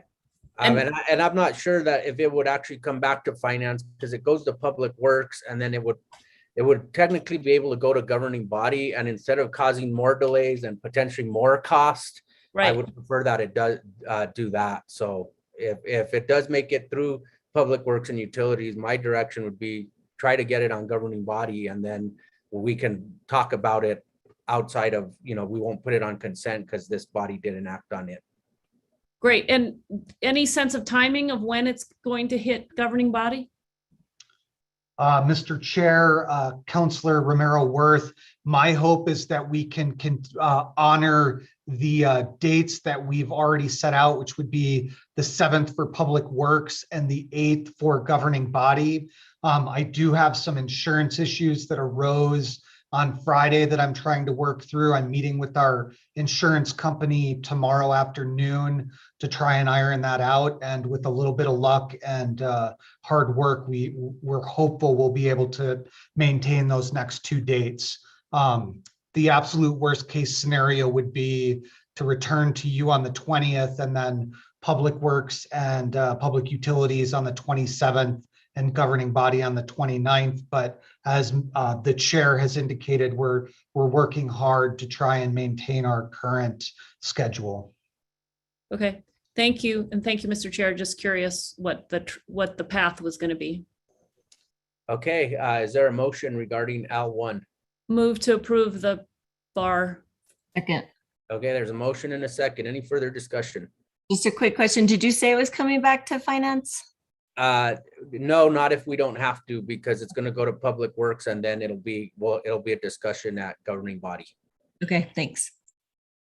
Okay, can I have a roll call, please? Councilor Cassett, Yes. Councilor Villarreal, Yes. Councilor Romero Worth, Yes. Councilor Beta. Yes. Thank you. Okay, thank you. So that concludes the items that were pulled from consent. Matters from staff.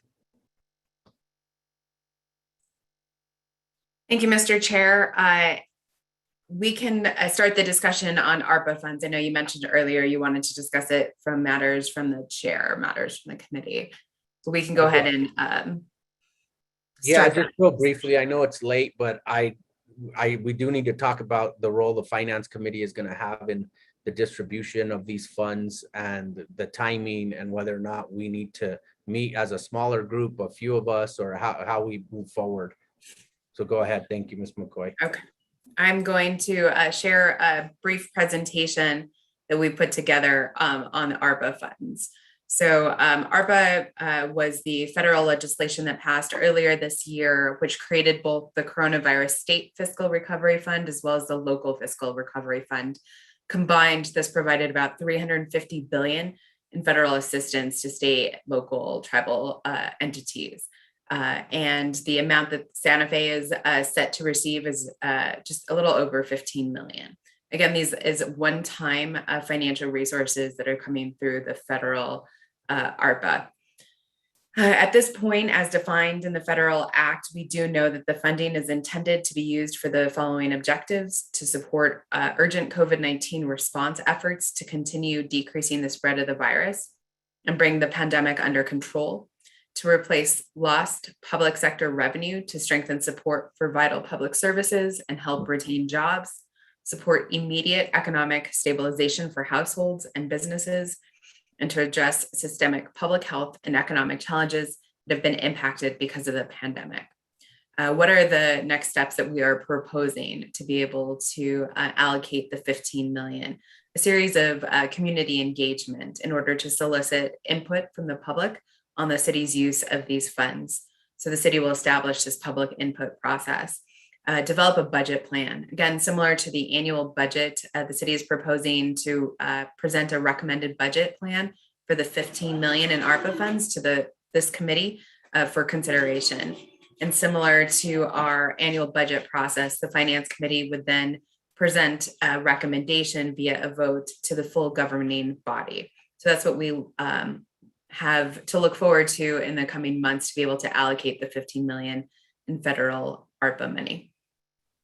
Okay, Ms. McCoy, what's the timeline? When do you think we're gonna have to start having hearings and making decisions regarding where the funding gets allocated?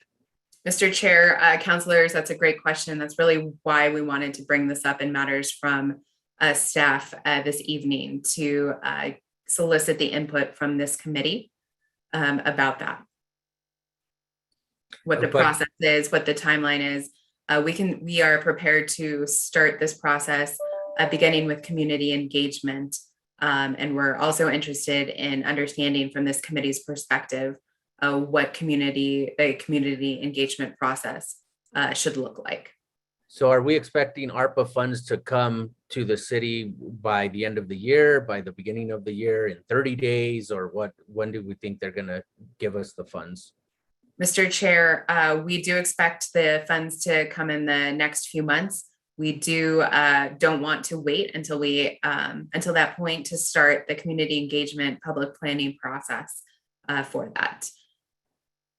Okay, and then do we know the role of the other committees that they're gonna have in this, or is that something that we all need to start figuring out?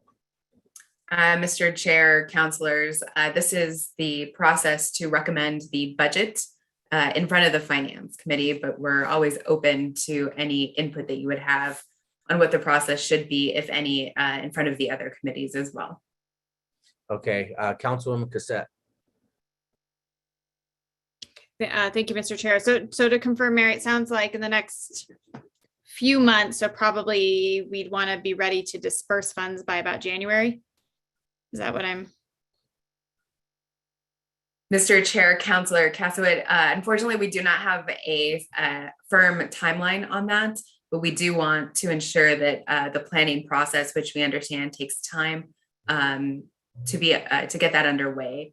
So when we are ready and when we have received the final award from the Department of Treasury, we would be ready to allocate those funds via a vote by the governing body. Okay. And do you have some information on what some other municipalities have done in terms of public engagement and potentially lessons learned? It sounds like it's a bit of a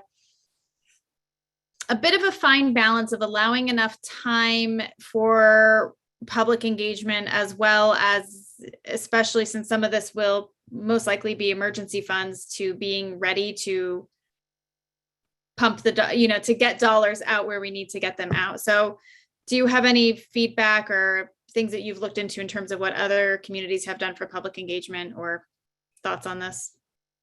Yes, Mr. Chair, Councilor Casawit, that's a great question. We have looked at other cities. Usually the public engagement process, public input process entails a few public meetings, citywide, potentially district specific, and then a presentation to the governing body on what resulted from the public input sessions. And are those public input sessions, is it a free-for-all? Do we provide them? I would imagine there's a framework here. There's certain things that these dollars can be used for. I know that staff has already been thinking about this. Are we more thinking of a open forum of give us any and all ideas, or are we thinking about presenting a proposal? Let me put it this way. I think a hybrid of this would be really good. I think that something that I've been noticing with some other public engagements is sometimes having something to react to helps bring out reactions, but also allowing enough flexibility that the community really can that what is being presented is more than anything is a starting point. But I do think that can help shape the conversation if we're able to provide some information of, based on this variety of things that we've been looking at, and based on what we know the rules of these dollars are, here is generally what we're thinking. Please let us know what you think of this and potentially what we have missed. And I'd be curious to hear, the thoughts of the other members of this committee, but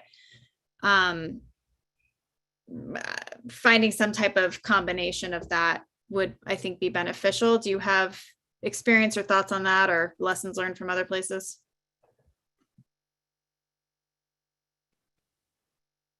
That was for you, Director McCoy. Councillor Caswell, we do have Director Ochoa that is joining us today. That would be more of an expert in having dealt in this field more so than I have. So I would defer that question to Director Ochoa. Thank you, Mr. Chair, Councillor Cassett. We have put together an initial sort of scope around community engagement.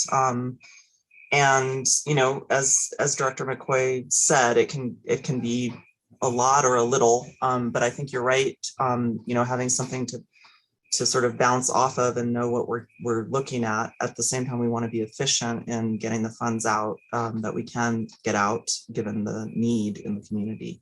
So I think, a combination of listening to presenting or allowing for public comment at City Council, potentially doing some district level or combined district level meetings.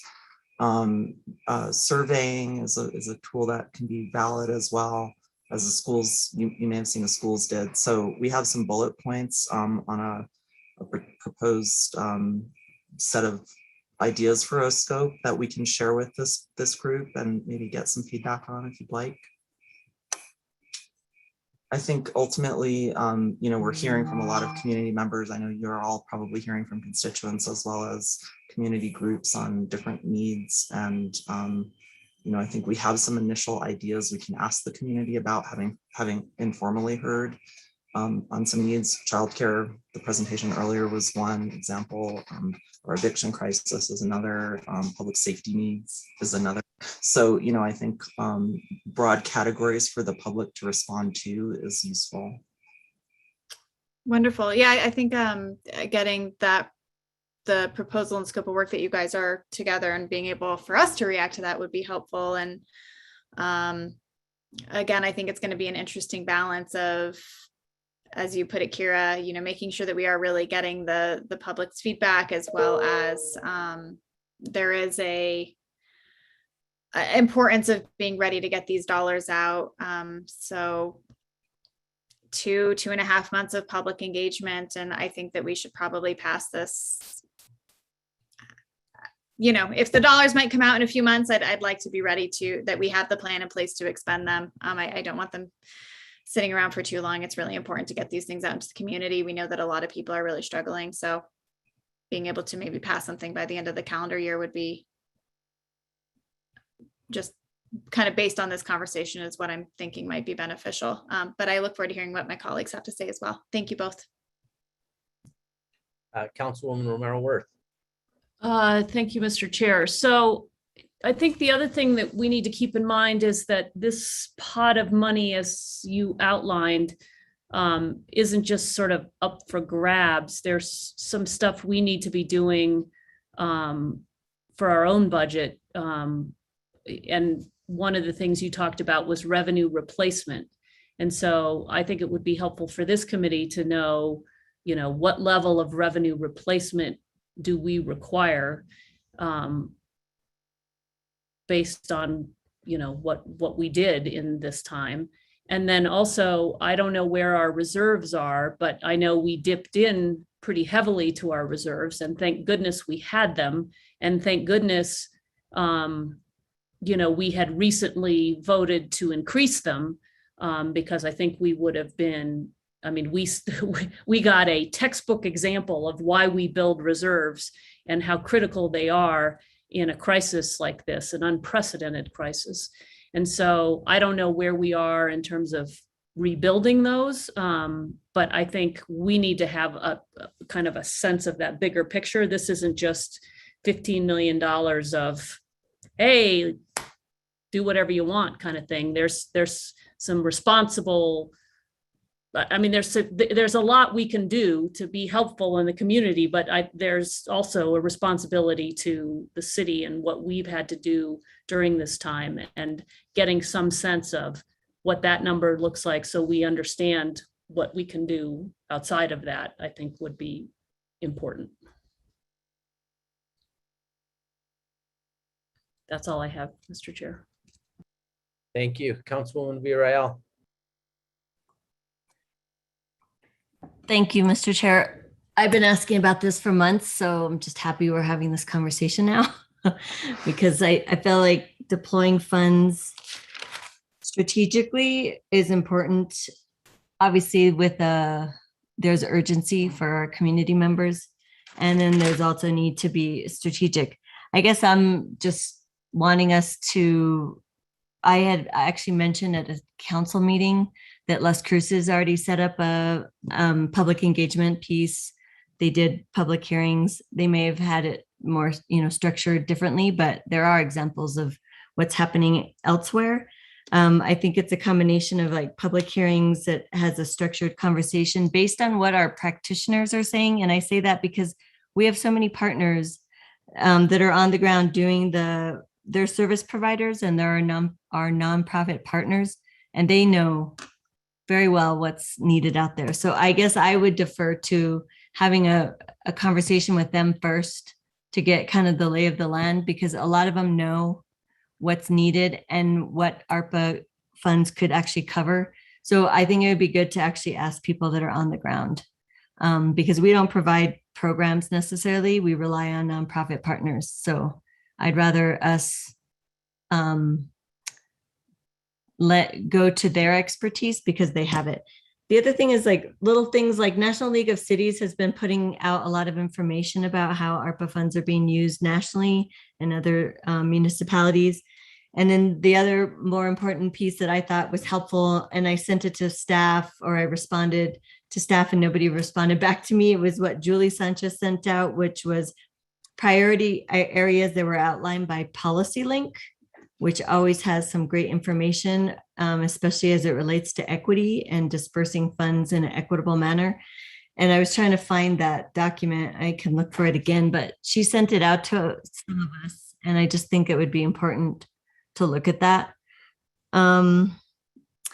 If we are looking at revenue replacement, to me, that's really open-ended. So I'd rather see how we can make sure that when we have staff doing double duty jobs, I'm just feeling like that's a whole level of burnout that we're going to keep seeing.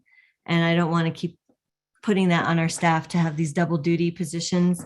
And so how we can unfreeze certain positions, especially in areas, especially in departments that are very or severely understaffed. So I know there's a few of them. So I guess I was thinking more about how we can support our staff and get them to the level they need, where we are giving them support where they need. Because I just feel like everyone's feeling it. So I don't know what that would look like. So I'd like to hear more about that.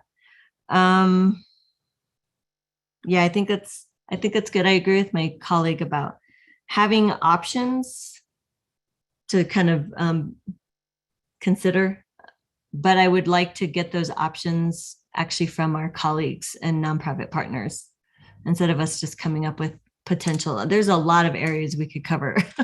So it's going to be hard to try to figure out. But again, I'd like to be looking at not these one-time fixes, but like how this funding source could go further in terms of like a systemic ways of support. And I don't know what that looks like. So we could talk more about that. Thank you. So Ms. McCoy, would it be helpful if, say, a couple of us met with you between now and the 20th to start kind of coming up with like a way forward, and then, but in the meantime, and then we'll also, like, obviously, if one or two of us do it, we'll include the other finance committee meeting members. I don't want to like have I don't know if there's quorum rules related to that or not, but maybe if a couple of us can start with you first, and then as the chair, I'll reach out to the other finance committee meetings or include them in the email chain or whatever. I'll check with legal to see what the rules are, but this way we could help you kind of come up with what we like to see as a way forward, because I know this could kind of be difficult for you to try to create something as staff, and then you bring it to us and we're like, no, you missed this, or we didn't like that, or you should have included this. Does that sound reasonable to you? And how does the finance committee feel about something like that? Yes, Mr. Chair, that would be beneficial to us as staff to have that direction and input ahead of our next finance committee meeting. Okay, how does that sound to the finance committee?